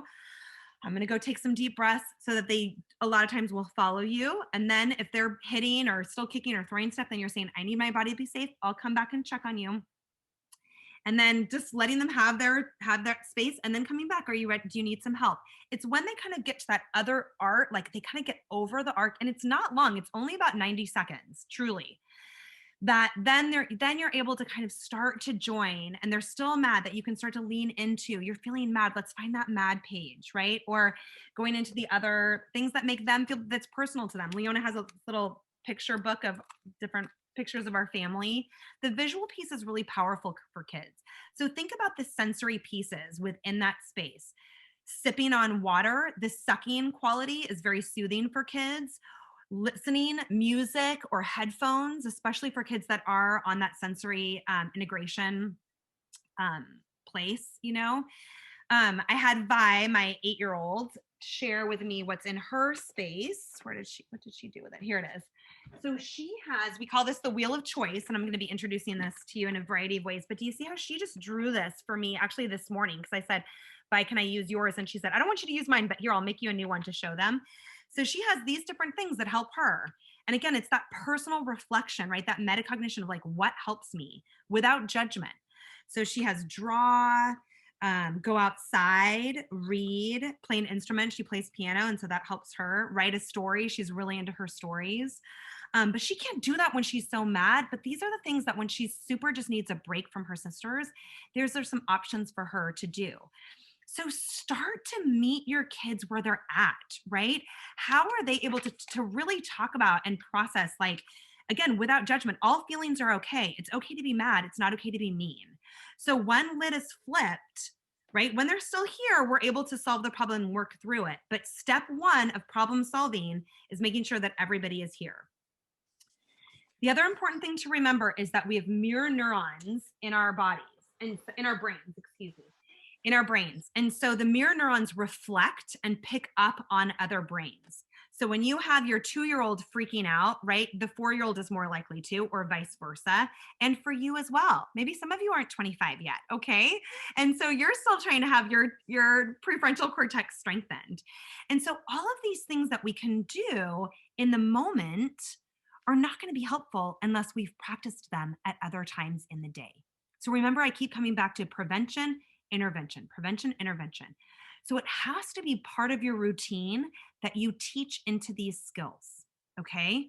So for me, think about where it makes sense for you when you're with your children. Maybe it's at nighttime, right? Maybe it's in the morning when you first get there. That part of the routine is you read one of the feelings books, or you check in, you do a metacognition. How am I feeling right now? How do I make my brain like this? For some of my kids, I say, it's just about checking in on that spot. Are all the things ready for the next time that your lid flips? One of my favorite books, I didn't grab it because it's in Leona's room and we literally use it all the time. It's so good, you guys. It's called Breathe Like a Bear. And it has 30 different, do you have it, Patricia? Yes, we have it. So good. And so I don't let them dive into it too much. We just do one a day, one every night. We do one breathing exercise. And so just like we know, yes, Meredith, there's a whole book list for this. Just like we know as grownups, the power of meditation, the power of positive affirmations, the power of our own breath practice, our own breathing practice, our children need this too. It is a gift to teach them these sorts of coping skills. For our older kids, right? And then Meredith, just real quick, for older kids like him, when we start young like this, we can also tap into what are the coping skills. For my tween, her things are listening to a podcast, writing a letter to a friend, listening to music, right? Curling up with her book. So hers is just her little bed. She doesn't really have this like spot, but you can see how when we can teach this at 18 months, how much they can progress when they get older. Meredith, your question. Oh, I just laugh when you talk about the brain. I was triggered earlier this week and I don't even remember what my kids did, but I didn't know the name for it, but I kind of put myself in the reading nook and I just like told the kids like, I need just 2 minutes. They call me Miss Meredith. I'm like, Miss Meredith needs just like 2 minutes. And so like I was still in the same room and then I came back, you know, everything was fine day one. And it's so funny. I remember how angry I was, but I don't even remember what triggered it. Yeah, so beautiful, Meredith. And so in that way, in fact, this is what's so funny. At the end of this book, Jared says, now I know what to make my dad his own cool out space. Yeah. It's that part. So you are going to model this. Meredith, I'm so happy you said this because you are also going to model this for your kids. You are going to create your own spot. For me, it's just this front porch where I open the door and I have a little, my gratitude journal, because we know when we can shift our mind to things that we are grateful for, I tick through 5 things that I'm grateful for right now. And that helps my brain get back to here. But Meredith, if you had said in that moment, uh-oh, kiddos, my lid is starting to flip. I'm going to go to my spot and I'm going to go take some deep breaths. And if they were able to see you doing that, I have this little Hoberman sphere too. Some of you may have this, where if we take a really deep breath, they were to watch you do that, how powerful that can be through that modeling, right? And this brings us back to that life skills too, right? In the challenges, how are we showing up? Are we modeling compassion, kindness? It's called a Hoberman sphere. I'll type, if somebody can type it in, Hoberman sphere. If we can model problem solving, if we can model our own being assertive, right? And a lot of on your life skills list, you had setting boundaries. And so this is important for us to model as well. Like my lid is starting to flip. I need to get my brain here before I'm ready to play this game again, or, right? Modeling those own boundaries too. So step 1 is recognizing, just like Meredith did, when your lid is starting to flip, your own coping skills, teaching your kids about their brain, how to help them get their brain back to here, what the coping skills are going to be for them, what works for them. And then remembering that it is not, boom, now it's perfect. There are no shortcuts. They're human beings and you are too. So it's not about being perfect. It's about continuing to be solution focused and finding what works, okay? For me, this is just a black or white. Like lid is flipped, we've got to get back to here no matter what. Sometimes there is a range, right? Where they're just starting to get like, meh, what? And so check in right there. Don't be nice, right? Nip it in the bud. Say, oh, looks like you're starting to get frustrated. I see you really mad. Let's go check in on our spot. Let's go hug our stuffy. Let's find the page in the book, right? A lot of you as caregivers can really come in with that teaching hat on. And I'm going to send you a little video too of just even having a visual poster. Kids are so visual of different feelings, faces, so they can just point to what feeling they are. Make the O sign with your hand, for those of you that I can see online, and put it on your chin. Okay, what did I say? You're not listening. You said make an O sign. I said on our yeah, right? Okay.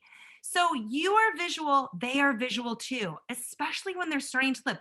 Think about what they're seeing, right? What are you showing? So even you, without even saying words, for you to just take a deep breath, roll your shoulders back, taking some water, just handing them water, just placing a gentle touch on them. So much that we can convey non-verbally is really powerful, okay? All right, so I think that's what I wanted to say about that. Let me go back to the brain piece here. Oh, here's another really important thing. So with our 3 and 4-year-olds as well, this right brain development here, and again, this is helpful for our teenagers too, right? Because you can see here with our, as we head into teenagers, but there is a surge in right brain development around 3 and 4. So when babies are born and all the way up about 2, we are heading into, when babies are born, we're all right brain. And so this is very emotional, autobiographical, whole context. And then as we get around 2, the left brain comes online. And this is when language happens. They are more a little logical. They're actually pretty cute. They're less frustrated because they have more words now. But then what happens is the right brain takes over again. And so Dr. Siegel says it's not the terrible 2s, it's the terrible 3s and the effing 4s. Okay. And so you see, I think there was a 4 and a 2-year-old, somebody was saying there's this age 4 is huge developmentally for really big feelings, really big emotions, very irrational. And then there's another little surge here again between 8 and 12 when things just kind of blow up for them. The world gets a lot bigger, you know? And so just understanding again that, like, you know, it's not this behavior that they're trying to like manipulate, but really where is their brain? And how can you tap into their brain and help their brain feel safe? It's not again about being nice. It's about getting them here so that they can take responsibility, so that they can make repair, so that they can do a redo. And this is really important. I hope this is in one of your 12 boxes. Once they are here, there has to be the redo. Go back to the scene of the crime. So whether it's the toy that they were fighting over, whether it's them just about to hit their sister, whether it's the example that I shared earlier where Leona was like, I hate you, don't touch me, you know, just because her sister asked if she wanted some eggs. Like, go back to that moment and have them give them a new course of action. So say that whether it's verbally or whether it's coming up and rubbing somebody gently to show gentle hands, right, versus hitting, there has to be that physical component. And again, remember it because it's in their brain. It's the wires that fire, the neurons that fire together, wire together. So they have to have that muscle memory of doing it in a different way. All right. Giving them a new way to be. It's not enough to just say, don't hit or don't yell or we don't hit or we don't say mean things. They have to know what else to do, what else to say. There has to be that practice component. Okay. Okay. So now going back to our little Prezi here, where were we? Okay, so let's see. Okay, so I talked about the feelings. Belly breathing, so powerful, right? And especially for those teenagers, truly having like a guided meditation, a breath practice that you do as a family or as a little nanny family, like having that as part of your routine, a little moment each time where you connect, you practice a breathing, you check in on your little space, you say how you're feeling right in that moment, and then you go on when your brain is here so that it really is integrated as a tool, okay? So that then when lid flips, you know what to do, just like a fire drill. You don't sit around and ask, should we leave the house? What room should we do, right? How are we feeling? Do you want to make a better choice? Kids can't make a choice when they're here. That is like one of my biggest pet peeves when they say make a good choice. If they could make a good choice, they would be here. We wouldn't even be talking about that, right? It's not fair. And all it does is really bring shame and blame. Okay. So think about when here that you just are meeting them where they're at and helping their brain get back to here. So in this, this meta moment, the meta piece is a meta moment and metacognition for kids means they are thinking about their thinking. This is pretty high level perspective and executive functioning, and it comes really online around 5 or 6, but you can teach young kids, you can teach right through play, through characters, through books. How do you think the character is feeling? How are they thinking? Giving them that chance to think about how they're feeling. They don't know unless you give them that awareness. So the meta moment is just that opportunity to really come down. Okay. All right. Okay, that was a big chunk. Here's a new tool, okay? New thing. This is a really important, again, a non-negotiable in our house. Stop means stop, okay? Introduce this rule. And again, kids need to really practice this, but I love this because it's really a precursor to consent. And I know that you teach your kids around privacy, around their bodies, around asking for hugs, things like that, before you just kind of come in and touch them. And so in this way, stop means stop. Now, we all are, as human beings, we are socially wired, okay? This is why in the research that we know, the sad research that we know in some orphanages, there are babies that maybe they are fed, or they are given sustenance, they are fed and they are given water, but they are not touched and they are not in relationship and they do not thrive. Okay. So literally, even with basic needs being met, they do not thrive. It is because we are social creatures. Socially, we need each other in order to survive. So little ones, of course, are like little puppy dogs. They roll over each other. They're wrestling. They are physical, right? The teenage boys, they're physical, they're all over each other, they're punching, they're like, that's just how they're wired. I always say too, it's like kids have these internal magnets where like they drive each other crazy, but they still keep coming at each other, you know? And so in this way, it's not about trying to not let them touch all the time, but how they can play and be safe with each other. So I like to always ask, are you still having fun? Just that piece of like a neutrality, right? I'm coming in as the coach, as that mediator. Are you still having fun? To have them check in with themselves if they're getting really physical. If one of them is saying stop, then that's it. Stop means stop. So come back and really teach into this. I like to, as a parent, I can do this. As a nanny, not necessarily. So we'll talk about what else you can do. But I like to tickle, tickle, tickle, play the tickle game. And then as soon as they say stop, I say hands up, stop. And then they say go. And then I tickle, tickle, tickle, and they say stop. Oh, stop means stop. And they say go. So you can have two siblings practice this with each other, or you can even just start a really mini precursor, is that red light, green light version where they say stop and you immediately stop. And then they say go and you go a little bit, go. And then you take turns. And then you say it's just like when you're fighting, and then have them practice, pretend, pull out their stuffies, pull out their little Daniel Tiger characters or their little dragons or their little Thomas the Trains, and have Thomas the Trains be in a little conflict, and then have one of them say stop. Oh, stop means stop. So show them that, really teach them that, okay? And same for kids too. This applies to grownups. This applies to grown-up relationships. Recognizing when your lid is flipping, recognizing when you do not want to be in this conversation anymore and you need to take a break. So you saying, I just need to stop this conversation right now until we can speak to each other more respectfully. Yeah, I'm realizing my lid is starting to flip. I need to take a break. And then I'm happy to come back when we can solve this problem and we're both here. Okay, so stop means stop. It's your job as the grown-up to come in and, again, neutrally, not going into one of them and saying, didn't you hear your brother? You better stop right now. How dare you do that, right? That you are just stating the rule. Stop means stop, okay? And I'll share a little video with you about that too. All right, stop means stop.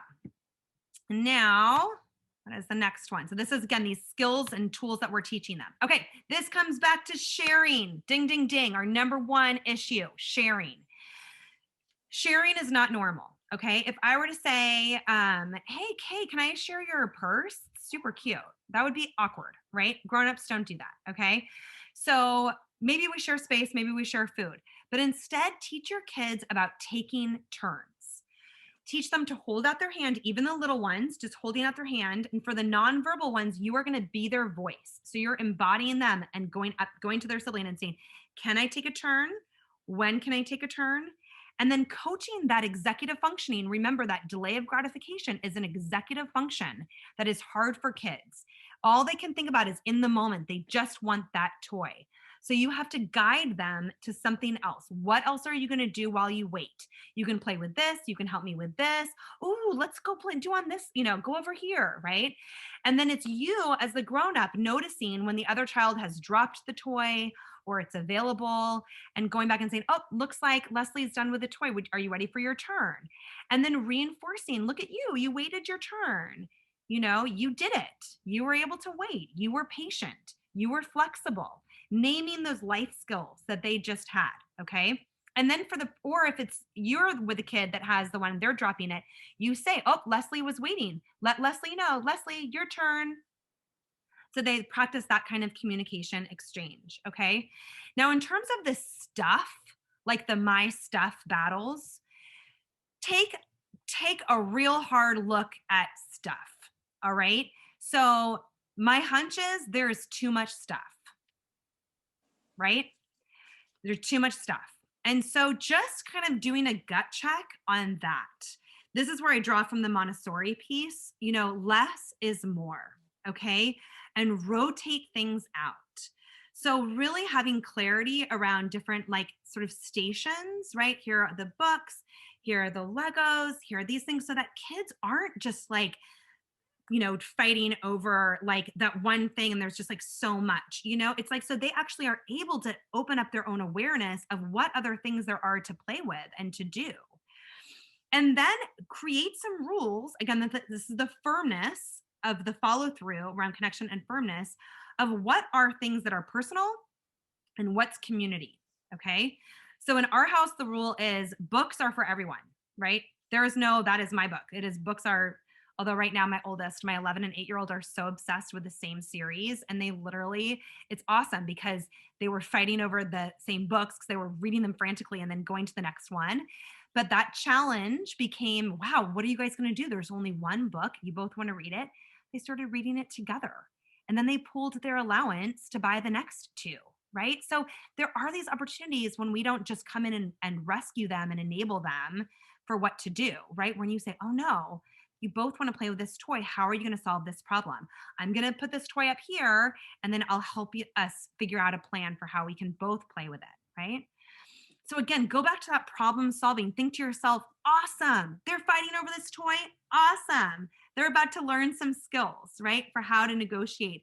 So think about there are a few toys too that are their personal, right? That Lovey, that doll. My kids, again, because there's 3 of them, they have a special shelf that's just their special things. Everything else is community, right? They have the few bins that are underneath their bed. That's their stuff. The rest is community. So teaching into what that is. When my 3-year-old goes into their shared room and has her quiet time, and initially, because we did not take time for training or practice, and so she was getting into all of her sister's stuff, and of course she was super pissed off, my 8-year-old, everything was getting broken. We had to realize, oh my goodness, we never taught the 3-year-old, like, here's Violet's stuff, right? We put a little tape line, everything below, you can play with all of this stuff, right? Here's the stuff that's just for Violet. And we put it out of her reach because that's not fair either, okay? You can play, and we said you can absolutely play with it when you're together or when you're supervised. Thinking about when things like birthdays come up or holidays and they open a present, are they able to just play? They should be able to just play with it themselves for a little bit, right? Until it becomes part of the playroom. So just think about, navigate those rules. Kids create anxiety and they fight back because they don't know what the rule is. So of course they're asserting themselves to be like, what is the line? And you can do that as a nanny. You can create your own rules for just when you are together, right? What are the rules around the things that you're playing with? So dig into that a little bit more, pull that apart, not just the skills of having to ask, but also for really what does the space look like? Here's the thing. When a kid grabs something from somebody, do you guys see my wand? And they grab it, right? They grab it out of their hands. We have usually spent the first 2 years of their life grabbing things out of their hand because we want to keep them safe, right? And so then they start grabbing things and we can't believe what Neanderthals they are, right? So they're grabbing, we have to teach them, we ask. It's counterintuitive for us to then grab it out of their hand and say, no grabbing, right? So what I do is I guide their hand. I say, we need to ask first. Tell them what to do, ask first. And I guide their hand back over. And just like we do with babies when they grab hair, how you can put your thumb in and it kind of opens them up. It's like a little massage. It opens their hand like that. I do that with kids when they've grabbed it. I say, let's ask our turn. And I put my little thumb in and it kind of releases their hand a little bit. And then I give it over and I say, now let's ask. I give them a chance right then. Can I take a turn? The other one now is saying, no, you can't. I say, when can I take a turn? This is a toy for everybody to play with. When can I take a turn? I'm going to be finished. Should we set a timer? Do you want just a few more turns with it? Yes, I need like 4 minutes. Okay, 4 minutes. What shall we do while we wait for the toy? Keep looping back to that, okay? Don't worry. I know what's going on in your head. What do we do when they're hitting and punching each other? Don't worry. I will get to that, okay? All right, so, and I think we are almost at a little bit of a break. I know you've been sitting for almost an hour here, so hang with me, hang tight here. Just for one last piece. Okay, this brings us to the bug and the wish. You guys, this is where it all comes together, right? It's all coming together here. I want you to teach them this real in the moment problem solving tool. We call it a bug and a wish, all right? So you are gonna teach them what is the problem, okay? This is huge. A lot of times one is pissed off because they're playing with a toy, but the other one is pissed off because they were born, right? This cycle of revenge, of just constantly being annoyed and not liking. My older is just constantly annoyed at my middle. And it's just like, it's the way she talks and it's always something, about her. So just really getting to the root of what exactly are you fighting over, okay? And then teaching them how to listen to each other. Remember, this is when their brains are here. teaching them how to listen to each other. And so you're saying, I hear you saying, okay, and even when they are nonverbal, you are speaking for them. I hear you saying, and we're going to say, it bugs me when you take my toy and I wish that you would ask first. I hear you saying, it bugs you when I take your toy and you wish that I would ask first. And they go back and forth with a bug and a wish. And then they're able to say, I take responsibility for taking your toy.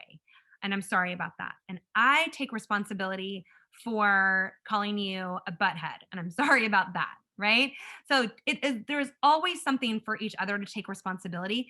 And this is where that meaningful apology is really powerful. Okay. Because in that way, we are not forcing each other to just say you're sorry and then be absolved. That would be a lot easier. Kids would love that. If all they had to do was say they're sorry and then that's all they have to do. No, make them work for it, right? Work through that problem solving process. Take that authentic responsibility. Say what we're going to do differently next time. What is a solution? Thank you, Krista. What is a solution that we are going to find together that works for both of us? And now let's practice this. Okay. So you know me, kids love props. And I have, so for younger kids, for older kids, you're going to have a little table where you go and solve the problem. And there's a really real power around going and sitting down at this spot, you know? But I like to use actual bugs, right? So kids can say it bugs me when, and a little wand, and I wish. And so again, this is just for kind of teaching purposes. Little wands, I wish. And again, it's that teaching. So you might just slice it so thin where step one for your little 3-year-old, and you can have, especially when you just have one child. So I'm looking at you, Megan, with a 3-year-old, have them practice with you, right? They practice with me. Mama, it bugs me when you take the rest of the almond milk and I wish you would leave some for me. And I say, I hear you saying it bugs you that I use the rest of the almond milk and you wish that I would leave some for you. Did I get that right? Yes.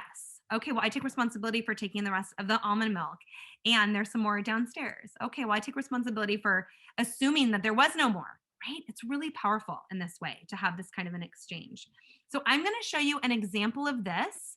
When we come back, we're going to take a really short bio break, just 2 minutes to regather. Then we're going to hit it real strong to the end. I'm going to show you an example of a bug and a wish between 2 children. And then we'll go on from there. Okay, but before we do that, I'm going to teach you one more little mindful example. So again, these are what you can teach for your kids. So remember the notice one. And this one. Okay, so now this is going to help us get our brain to hear and really strengthen those neurons. All right. Whew. Okay, I want you to imagine that you are flying a kite. Close your eyes if you can. Imagine that you are flying a kite. Picture it way up in the sky. Maybe it's beautiful. It's a sunny day. Blue skies and puffy clouds. And your kite has gorgeous colors on it, your favorite colors. Imagine what is on that kite. And picture it way up in the sky. Feel the tug of the kite. And then slowly start to pull your kite in. Slowly bring it in. And as you bring the kite slowly towards you, take a deep breath in and a deep breath out. Beautiful, everyone. And slowly open your eyes. And that kite is within you. You can access that kite anytime. Your lid is starting to flip. Close your eyes and imagine pulling your kite back towards you. Okay. All right. I'll set my timer 2 minutes. I'll see you back here. Welcome back. And as you're all popping back in, I just wanted to share a couple of other of my favorite books, just to kind of, consider yourself again, embrace the school counselor in you also, as a nanny. And really beef up the social emotional library. So this one's called Namaste and Friends. These are nice mindfulness exercises for kids sitting still like a frog. Moody Cow meditates. This is a nice one to teach how to use the glitter jars and the glitter wand. And again, just arming them with that vocabulary. They can learn so young, different mindfulness exercises, and just an awareness of overall emotional regulation and when I'm getting mad, and that compassion piece of building that awareness, that perspective in others. Okay. So, all right. So you're all ready to watch A Bug and a Wish in action? Let's check this out here. Okay. So these are my kiddos, and I do want to set this up by saying that Alana, my business partner, so our company is Sproutable, and we have a whole online course for nannies, a nanny certification for positive discipline. We have an online course for parents, toddlers, and preschoolers. And so it's all video based, and we showed real families using the tools. And so Alana was actually coming over to film my family's family meeting. And while she was there anyways, which was part of the course, and while she was there, I was like, oh, Alana, will you film Josephine and Vi, who had been having a problem earlier? And I just said, girls, would you be willing to share to solve your problem while Alana videos? So this was not a setup in any way. It was not scripted. It is not pretend. I did not walk them through it. This was literally just because they know the process, and they were like, sure, no problem. And so they came in to solve a problem in this way. Okay, here we go.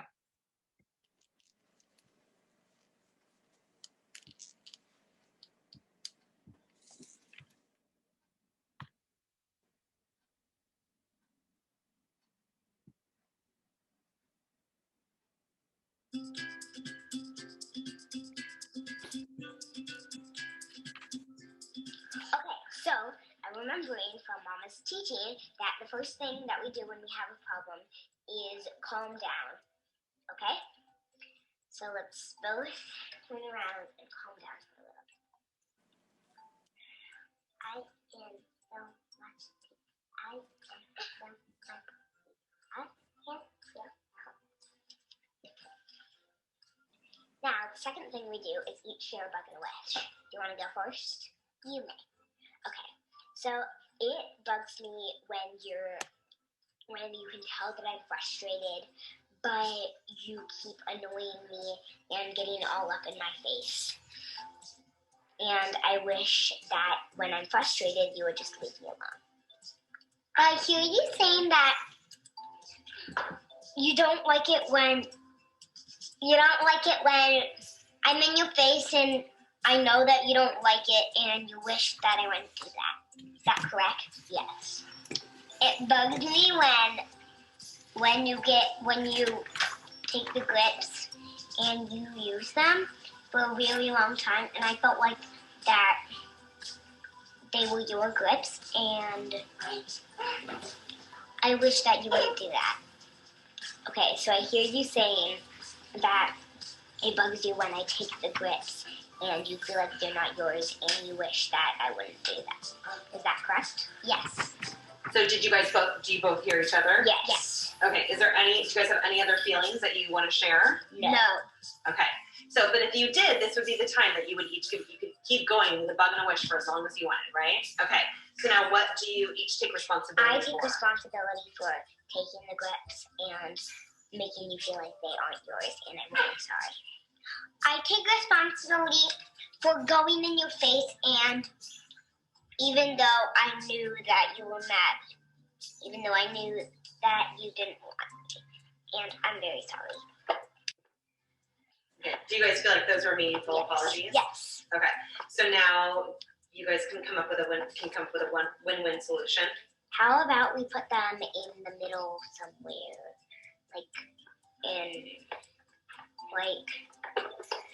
make sense that we feel like that they're both ours and they're not just one person's. I think we should put them with all of the gymnastics stuff, like hooked onto the balls. How about we do that?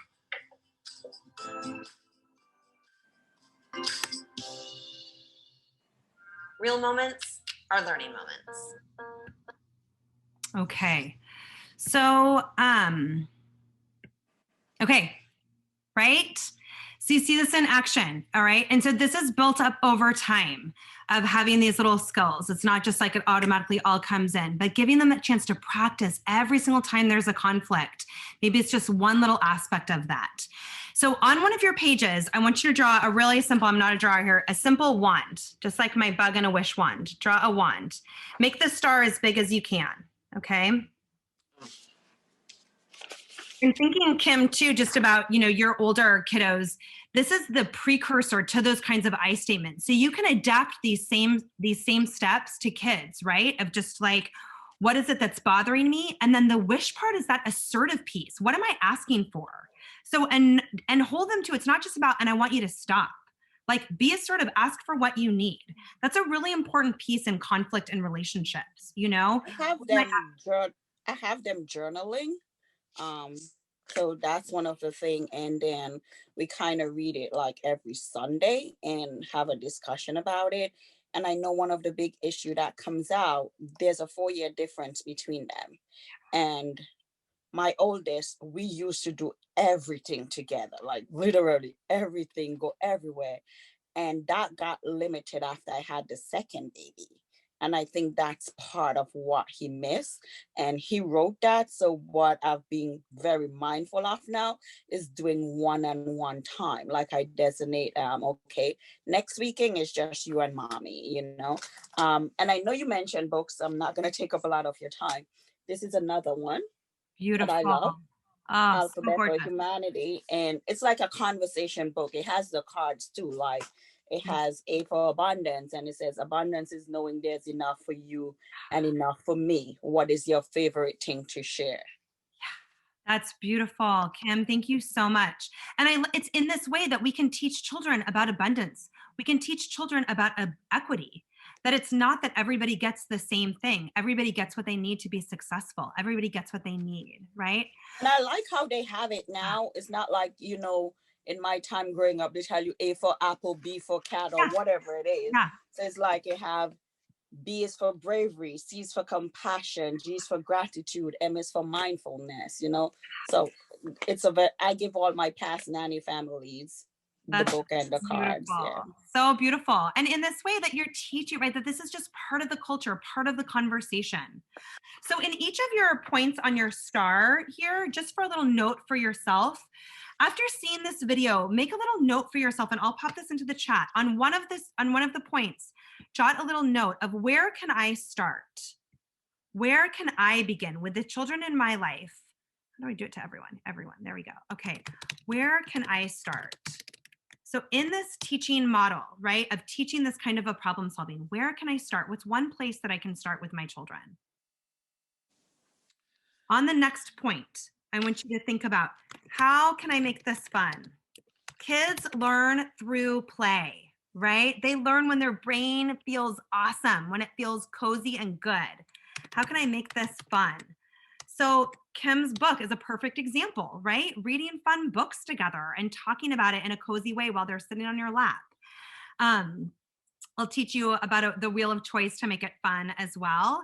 But remember, bringing lightness. We talked about the role play. I love to say, like, talking about, what was I going to say? Oh, about teaching apologies, for example.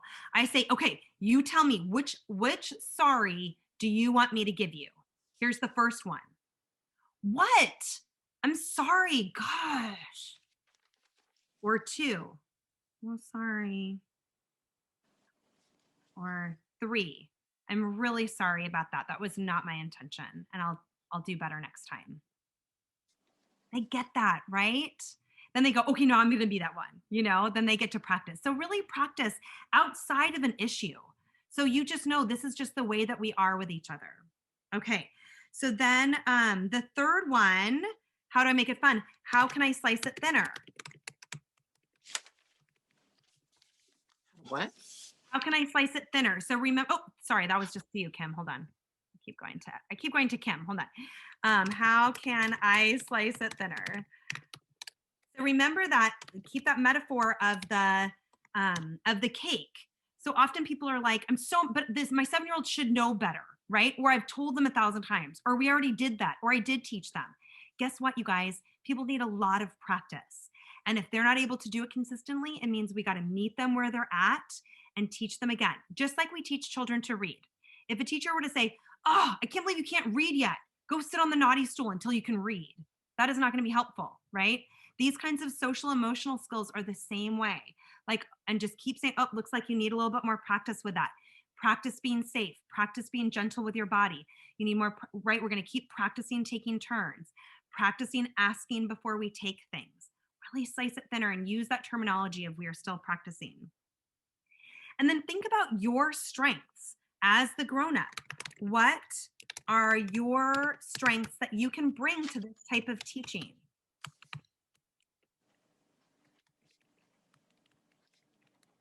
Okay.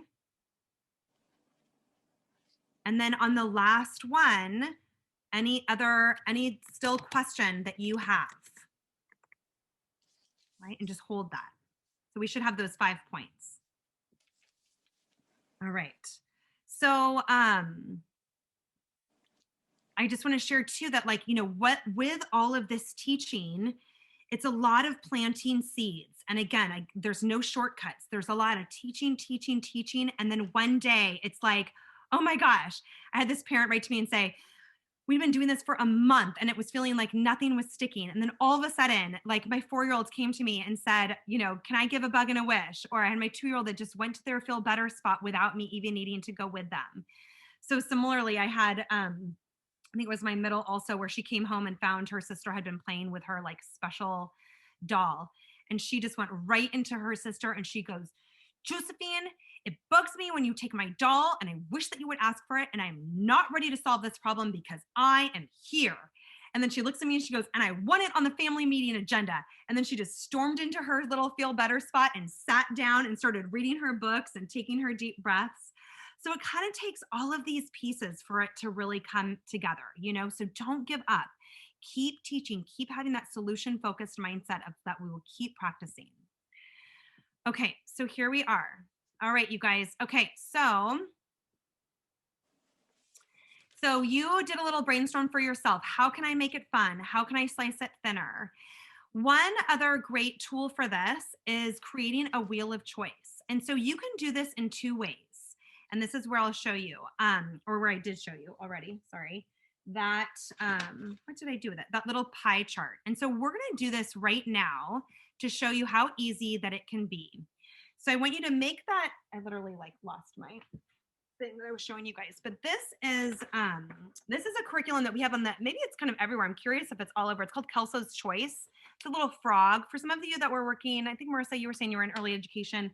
I don't know if you're familiar with this one, but it's similar to the sense that, like, if you have a problem, you can solve it. Like, you are capable, right? Kids can solve problems, but they've got to be taught what are some options to do. So I showed you that one, I showed you violets, but go ahead and draw. You're going to do this again with your kiddos, and it doesn't matter if they're 2 or if they're 12. Draw a little pie chart like this. So you draw a circle and make a little lines through so that you have 6 to 8. And just together, right, just brainstorming. Let's say we're all playing a game here, all right? Or we're all just playing, or we're all in the same space together, and we are having some sort of an issue. If we were to, in the moment, solve a problem, right, how could we? What are some ways that we could do? We can even think about like old school, right? When we used to put your dukes in and go eeny, meeny, miny, moe, right? What are some ways that kids can solve problems?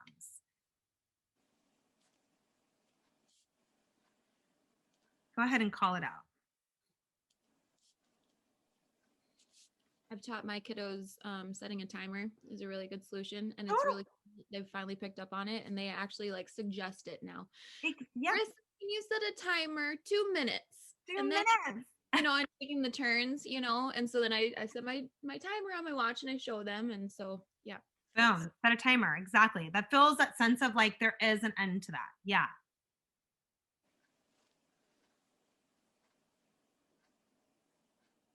So you saw in the video there was that part of the win-win solution, right? How can we both do this? And so just even teaching that concept of how do we find a win-win solution. And what I teach my kids for that, so I'm going to add that to our list here. How I teach that is I say, you each come up with an idea until you both say yes. So, right, so Joseph was saying like, what if we put it here? Nope, that doesn't feel fair. Then I wouldn't have access to it. What if we put it over here? Nope, that wouldn't work. What if we put it over here? Yes, we can both do that, right?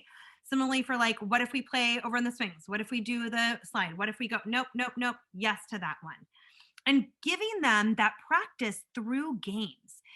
A lot of card games and board games, they have ages on them that are way too old.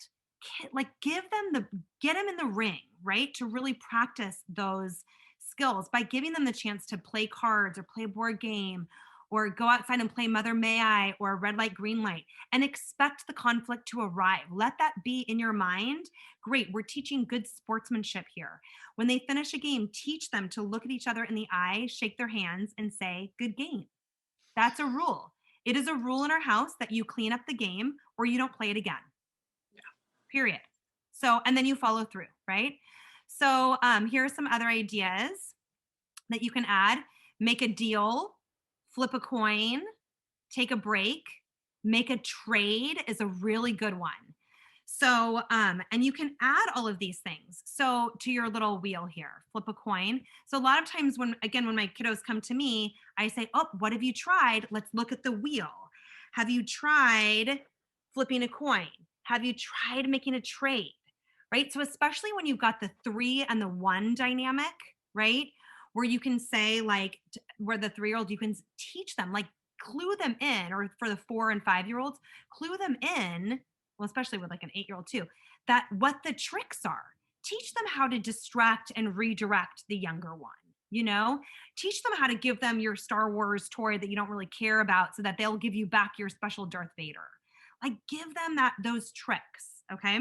So create this wheel together with your kids so that they can learn and have, again, that visual. Remember, we did this activity.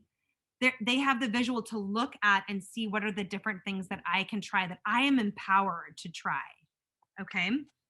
All right, so now this brings us to the real big stuff, which is how to get them in the ring. All right, so now you got to just let them practice, right? So let them fight through it. And these 3 Bs are especially helpful for, kind of 4 and up. You can let it leave. Just let them argue over it. This is not good for when they are, I think it's right here. Let me see if you can see this. Can you see? Oh no, you can't see this. Uh-oh, sorry, you guys. Okay, beat it means that you just let them work it through, right? It's not okay if they're hitting each other or hurting each other or any kind of physical aggression, but let them do the negotiation together before you rescue. Bear it is when you stay in the room to make sure, to supervise and make sure it doesn't escalate or get out of control, but you again, let them sort it out. Boot them out means you can say, hey, you guys, you can solve this problem by yourselves. I know you can, but I'm in the kitchen trying to make lunch, or the baby is sleeping right now, so I need you to go solve your problem in a different place, okay? So I have this quick story that my kids were fighting over which chair they were going to sit in at dinner. So at first, I just let them fight over it, and then I was like, oh, this is just driving me crazy. So then I beat it. I left to the kitchen to think that, and kind of did a little puttering around thinking they'd figure it out. Still, then I got to be too hungry. So then I came back and I just said, guys, you can go solve the problem. Come back when you figured out who's going to sit where. And Vi came running back and she goes, we solved the problem. I can sit here. And Joe started crying. No, we didn't. We didn't. He's like, go back. You both have to come to consensus here.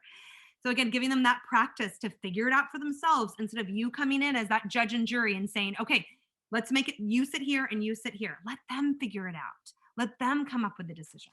All right. Have them think for themselves. So, and then ultimately though, with this, hold on, that they need to have those skills in order to practice. Okay. And so that's really building on it. Okay. So here's where your questions come in. Yeah, but what about when it gets physical? Okay. So here is where we come back always to lid flipping. If it is getting physical, if they have just punched their sibling, if they have just scratched them, they have just called them a horrible, I think in one of the challenges, it was like a horrible, violent name, right? Lids are flipped. So you go back to the beginning. You just say, up, lid is flipped. We've got to calm down before we can solve the problem. Here's the nuance, you guys, and here's where I'm in it with you because I've worked with thousands of students. Sometimes there's the hitting, but they're not quite lid flipped. Do you know what I mean? Or it's the one kiddo that's like really kind of going after the one. Now, this is like all roads lead to this. So stay with me here. We have to keep kids in the same boat. This is where I want you to remember the Adlerian psychology of how, and the birth order of how they're seeing things. And when we continue to come to the rescue of one kid only, it reinforces that rivalry, it reinforces that revenge mode, and it reinforces that dynamic. So you are keeping them in the same boat and you're just going towards the skill building, okay? So when they've hit somebody, if you feel like their lights are still on, you feel like they're able to still kind of be in the moment with you, hold them there. Allow that cause and effect opportunity, okay? And it doesn't matter if it's two peers or it's you that they're hitting. Pause, right? And say, look at our friend. Whoa, look at our friend. They are so hurt right now. And usually you don't have to call 911, right? Limbs are not hanging off. Blood is not flying, okay? And if you just say, look at your friend right now, or look at your sister, they'll turn it up for a little drama and they'll be like, that does really hurt, you know? So there's that moment where you can say, look what happened. When you hit somebody, it really hurts them. They are really impacted. They're really hurt. How can we fix this right now? How can we check in? Usually, then they're a little bit flooded. And so you can just say, do you need some help getting your brain back to here? Right? And then it's boom, our other spot. Usually, you got to all go together because you also have the 6-month-old on your hip and you're also trying to get lunch going, right? Or you're not even at home. But it's the same concept that you've got to pause, regather everybody's brain. This is not the time to give the big monologue or the lecture or the reminder that we don't hit, because guess what? They just did. Okay. So it's just like, oh, lids are flipped. We've got to get back to here so we can have safe body, safe brain. And then it's that try again, or how can we fix it? Should we get an ice pack? Can we rub it? Can we bring our friend the stuffy? There's that part of the, how can I help you? Right? Not just I'm in trouble, I need to be in timeout and I need to say I'm sorry. It's how can I make you feel better? How can I help this? So then again, teaching into the other person that was just hit to be assertive, to say, no, thank you. I need some space, you know, or I'm not ready to solve this problem with you. And I think it's that two-way piece, right? Of then once everybody is calm and they've had that chance to recover and you've coached them through, you know, I take responsibility for hitting you and letting it naturally come out. I'm sorry. How can I fix it? Doing that redo and then zooming back out again. Wow, you guys, there's, you know, a lot of this was gathering because of this toy or because we were all really tired. You know, we need to rest our bodies or we need to eat lunch. We're all really hungry. And with practice, you can zip this into just a 5-minute thing. You know, it really doesn't take a lot of time where you can say, oh no, look, he's really hurt. Let's practice being gentle. Show them how you can be gentle. And if they're able to do that right away, this is the key. If they're able to do that redo, to try again, to show you how they can be gentle, to go get that ice pack, they're in their brain. They want to learn from this, right? If they're not, if it actually ramps them up even more, then you go back to square one, which is that your only job is to help them get their brain back to that prefrontal cortex. Okay.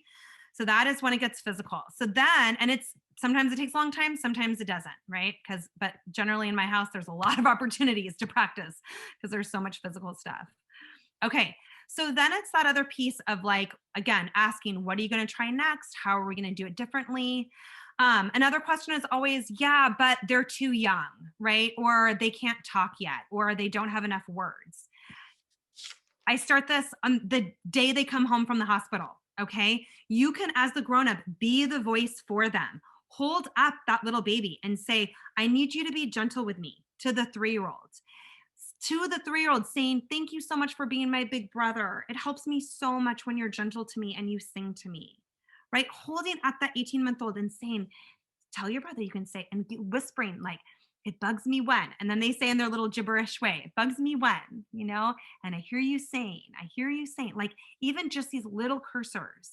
This is how children learn language, right? Through these scripts. So it doesn't matter how young they are. And this is also where I really believe, and it sounds like, Kim, you do this on Sundays, having this family meeting is so powerful to give children agency and voice and practice being assertive. And a lot of the sibling problems that we have throughout the week, I just say, I validate their feelings. I say, that sounds really hurtful. Do you want to put that on the family meeting agenda?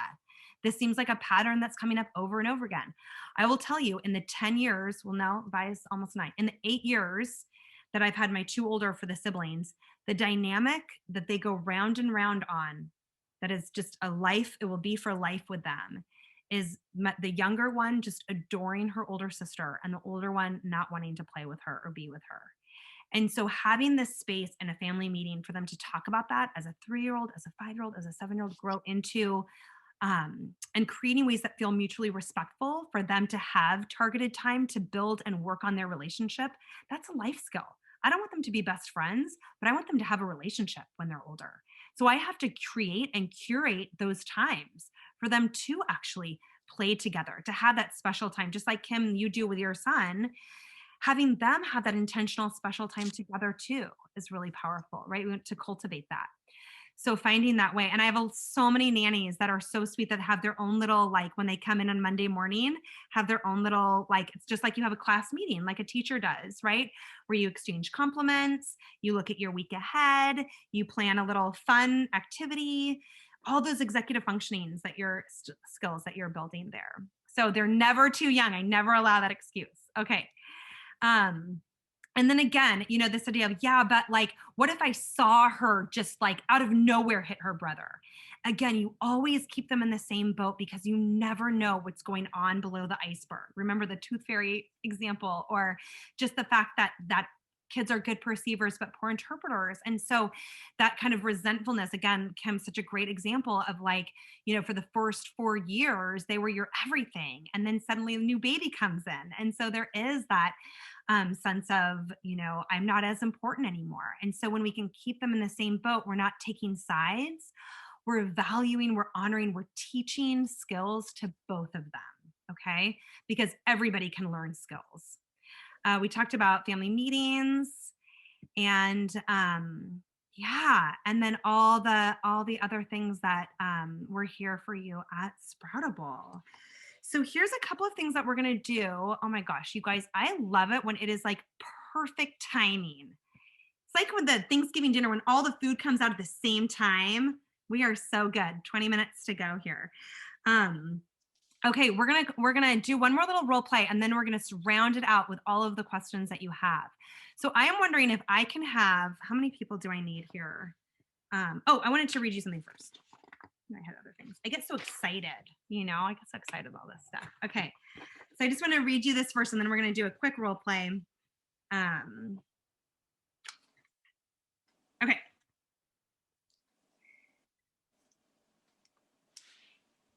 All right. So this is an email that we received, and so I'll just kind of paraphrase the email.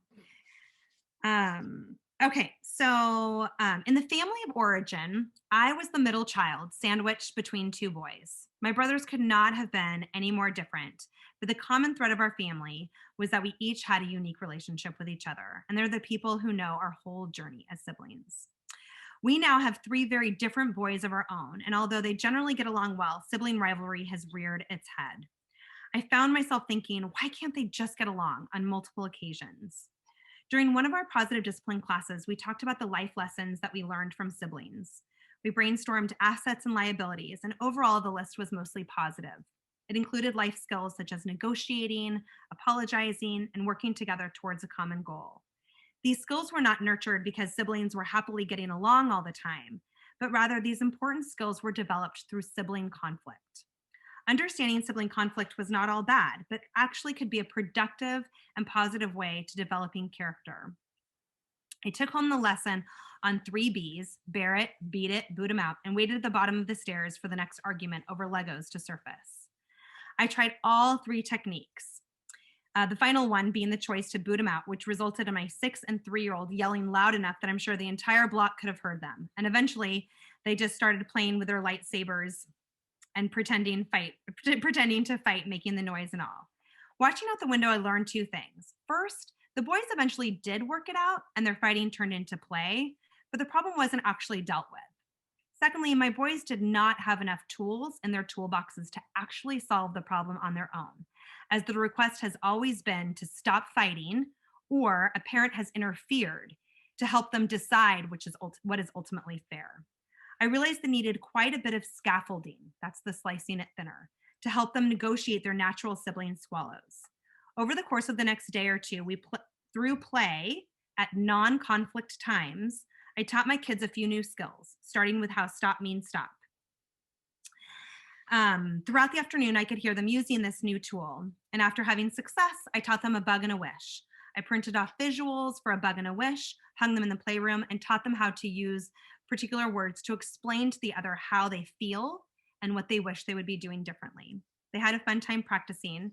And by this time, I taught them how to repair or how to fix it when somebody is hurt. With these 3 scaffolds, I decided to decide not what I will do and not how I will solve the problem, but how they will. So I opted to boot them out, put them on the same boat, and ask them to come and see me when they had come up with a solution they could both agree on. It took them a while, but I could hear them negotiating and using the tools, and soon they came and found me with grins and a plan. I realized that I am not the only one struggling with siblings getting along, and I know that I'm not alone. So just a reminder, it does take a lot of time. And I just think that's such a beautiful summary of all of those. So, okay, so one last kind of fun thing that I just want to share is this little script. And so I tried to, hold on, pause share. New share.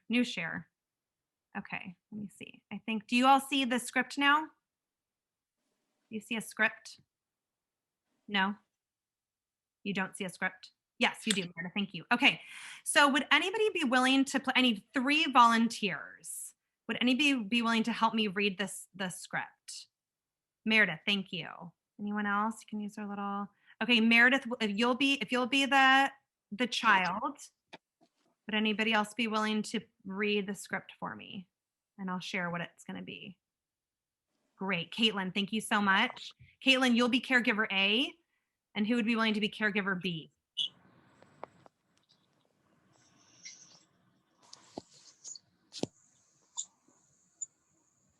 Anyone?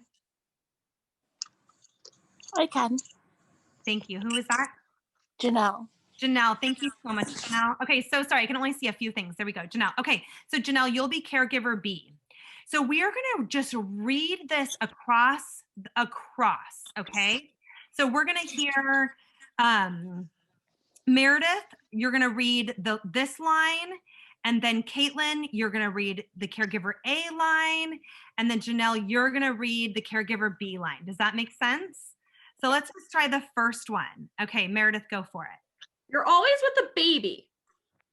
No, I'm not. Didn't I just read it to you? Didn't I just read to you? You don't like spending so much time with the baby. Great. Okay, you know how to do it. Okay, now I'm going to tweak a little bit. Meredith, now for the second line, you're going to say your line, and then Caitlin, you're going to say your line, and then Meredith, I want you to say it again, and then we'll hear Janelle's response. Okay, so go ahead and finish out both lines in round 1. Go ahead, Meredith. I hate my sister. You don't hate her. You love her. I hate my sister. You sound really angry with your sister right now. Go ahead, Meredith. Sister said I sound like a moron. Oh, just ignore her. A comment like that can make you mad. Yeah, okay, so this is really all about those feelings. Thanks, you guys. Quite the expression. Okay, let's try round 2. Okay, Meredith, go ahead. I cleaned up my mess, but my sister left hers there. You're a big girl. You don't need to leave your things lying around like the baby. Go ahead, Meredith. I cleaned up my mess, but my sister left hers there.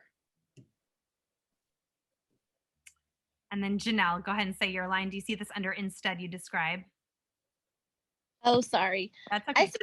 I see you picked up your blocks, your truck, and you even put away your puzzle pieces. Oh, I spilled. That's disgusting. even your little sister doesn't spill all over herself. There's a little milk dripping down the front of your shirt. Would you like a napkin? I don't want to help with the dishes. Look, your sister is a great helper. Why can't you be? The dishes need to be The dishes. clean. The dishes need to be clean, and I could really use your help. Would you like to wash or dry? Great, thank you. Okay, so in this part, it's that comparing versus just describing what we see or feel and describing that problem. All right, round 3. Go ahead, Meredith. Sister, you got the beanbag chair out last time. It's my turn. Get off. You're always taking the beanbag chair. Give your sister a turn. Sister, you got the beanbag chair out last time. It's my turn. Get off. I see 2 children in one beanbag. How can you solve this problem? She's bugging me. Can't you keep your hands to yourself? Stop bugging her. She's bugging me. I see 2 children who are not getting along. I have faith that you can figure out a solution that works for you both. Sister just told me I was stupid. Hey, stop being such a bully. Sister just told me I was stupid. Teasing is hurtful. Let's huddle here and figure out what we can do when we're angry. Thank you. All right, round of applause for our fearless volunteers. Awesome. Thank you so much. So again, you know, it's a little scripty, of course. You want it to be authentic and sort of phrase yourself, but you can see how the ideas around, you know, our go-tos of the comparing versus just describing the problem and really leaning into keeping them in the same boat. And that last line too, I think just reminds me, I use a lot of this language around like, is that helpful or hurtful? And then guide them right into what's a way that you can say it helpful, you know, in a way that's helpful. And then give them the script, not just like use your words, but really naming that. So, all right, you guys, perfect timing with 10 minutes left. I want you to go back to your little tent, right? The what's in it for me, and think about, and then looking at your, yes, you will definitely get a copy of this script, Caitlin. Think about did you get what you came for? What are your additional questions that you have? What's still out there? Danielle, I know you've got a few questions for me too, but if anything is still burning, I know one thing I just want to share, I feel an impulse in me to go back to the kind of preparing new baby or new sibling, especially because many of you will be in families where there's a new baby introduced. And what I want you to do is go back to that whiteboard that we created about significance and belonging and thinking about how the older sibling is perceiving and interpreting everything that they're seeing. So, and I have a nice write-up about this too that I'll share with you afterwards, but really thinking about how can I let them know they matter, they can contribute, and they belong. So there's a beautiful candle activity that I'll send you the video on where you light candles and share how much love and how love grows. So I have so much love in my heart, and your other parent has so much love, and your nanny has so much love. And when you were born, showing that the candle lights one more candle. When you were born, you brought so much love. And now when new baby comes, the new baby is going to bring more love, but we all still have our love. It's a really beautiful visual for that. And really leaning into how does the older child feel capable and like they matter as their role as an older sibling, not because of being a baby, you know? So really including them, even though you are so tired and exhausted, as opposed to, because I do think there can be an inclination, especially when there is a nanny, where you divide and conquer. And so then the nanny is always with the older one and new baby is always with a parent. And so really being mindful, Kim, like you were saying, of having that special time also. Okay, and I see here. Yeah, the myth. Okay, awesome. The biggest myth, I think, about siblings and peer conflict in the toddler years is that kids shouldn't fight, that they should always get along. And that like my kids are the only ones that fight. Because literally, like every time I was on break with you guys, I would literally hear my kids downstairs, like screaming, saying stop, like doing something. That was my pancake last. There was only one left. Hey, that's not fair. I mean, it is literally like, it is part of human nature. And this is my biggest thing. If I can let you break through that and embrace it. Okay. What's one action step that we can take Today. Okay, you guys. So I would say this is where I want to kind of turn it back to you. I think for me, here's what I want you to do. Stand up if you can. I know you're laying down, Kim, you just had surgery. Take your 12, this is for your one action step that you can do. Take your piece of paper that you wrote your 12 things on. Okay, mine. Okay, and then set it down on the thing. Stand up because you've been sitting down for a while. Okay. It's a small object. I have a hair thing always lying around. If you have like a pencil or anything small, drop that object onto your piece of paper and see what it lands on. Oh, jeez. You don't have to stand up. You don't. I got 4 papers. Yes, awesome. You've taken so many notes. I love it. So drop it in and then type into your chat, what is your one action step that you can start taking? Start there. What did it land on? What was your aha or takeaway? Yeah. Okay, I will, and then I'll definitely land on this. All right, type it in here. Yeah. Oh, okay. Yeah, what did you land on? Yeah. Okay. What's your takeaway? Sharing is not normal. Take turns instead. There are no shortcuts, only teaching and practice. Using actual words of assertive and passive. Yep, I say that like literally, you guys, I say it 6 times a day. The idea of embracing conflict. Instead of talking about sharing, talk about taking turns. Anything else you guys landed on? Not to be the judge and jury, guide towards a resolution. That's right. Yep. And having that confidence, because they're freaking out, having that confidence and saying, we'll keep working, we'll find a solution, we won't give up. Like having that sort of growth mindset and grit and resilience and being solution focused without blame of saying, we'll find a solution. I know you're really upset right now. We'll keep trying. We won't give up because we don't give up. Awesome. So you are all, yes. Okay, so you are all just wrote down those action steps. Let me answer these 2 other questions that popped in right at the same time. So this question says, ideally, I would love the parents to be on board with making all of these changes and to have consistency for the kids. My concern is if they can't, will this work still stick if it's only done with me as their nanny? Do you think they could learn enough with me to take these skills and do them on their own when they're with their parents? What am I going to say? Yes. Totally, 1,000%, you guys. Just like kids do at school, they learn so much from their teachers. You are their teacher. And kids absorb what feels good, what feels right when they feel capable. So absolutely, I want you to know how much you matter as the nanny, as the caregiver. Every interaction is meaningful. Every little moment of a response, every little tiny piece that you teach, every little skill matters. You matter. Of course it will stick. Children learn through relationship.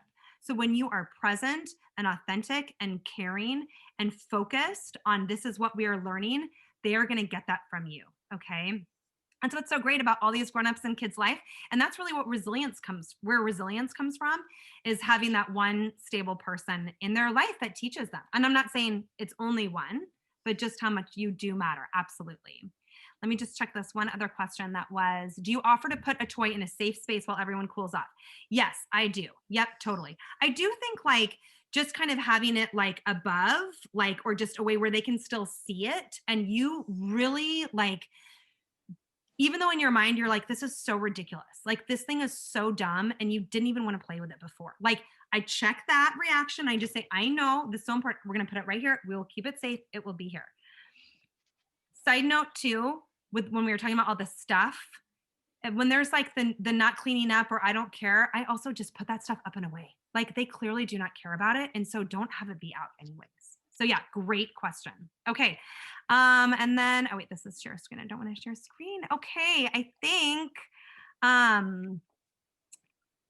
yeah, how can you, thank you, Danielle. Yeah. Oh, and Kim, and you were saying be present, listen more. Yeah. How can viewers learn more about us and Sproutable? Okay.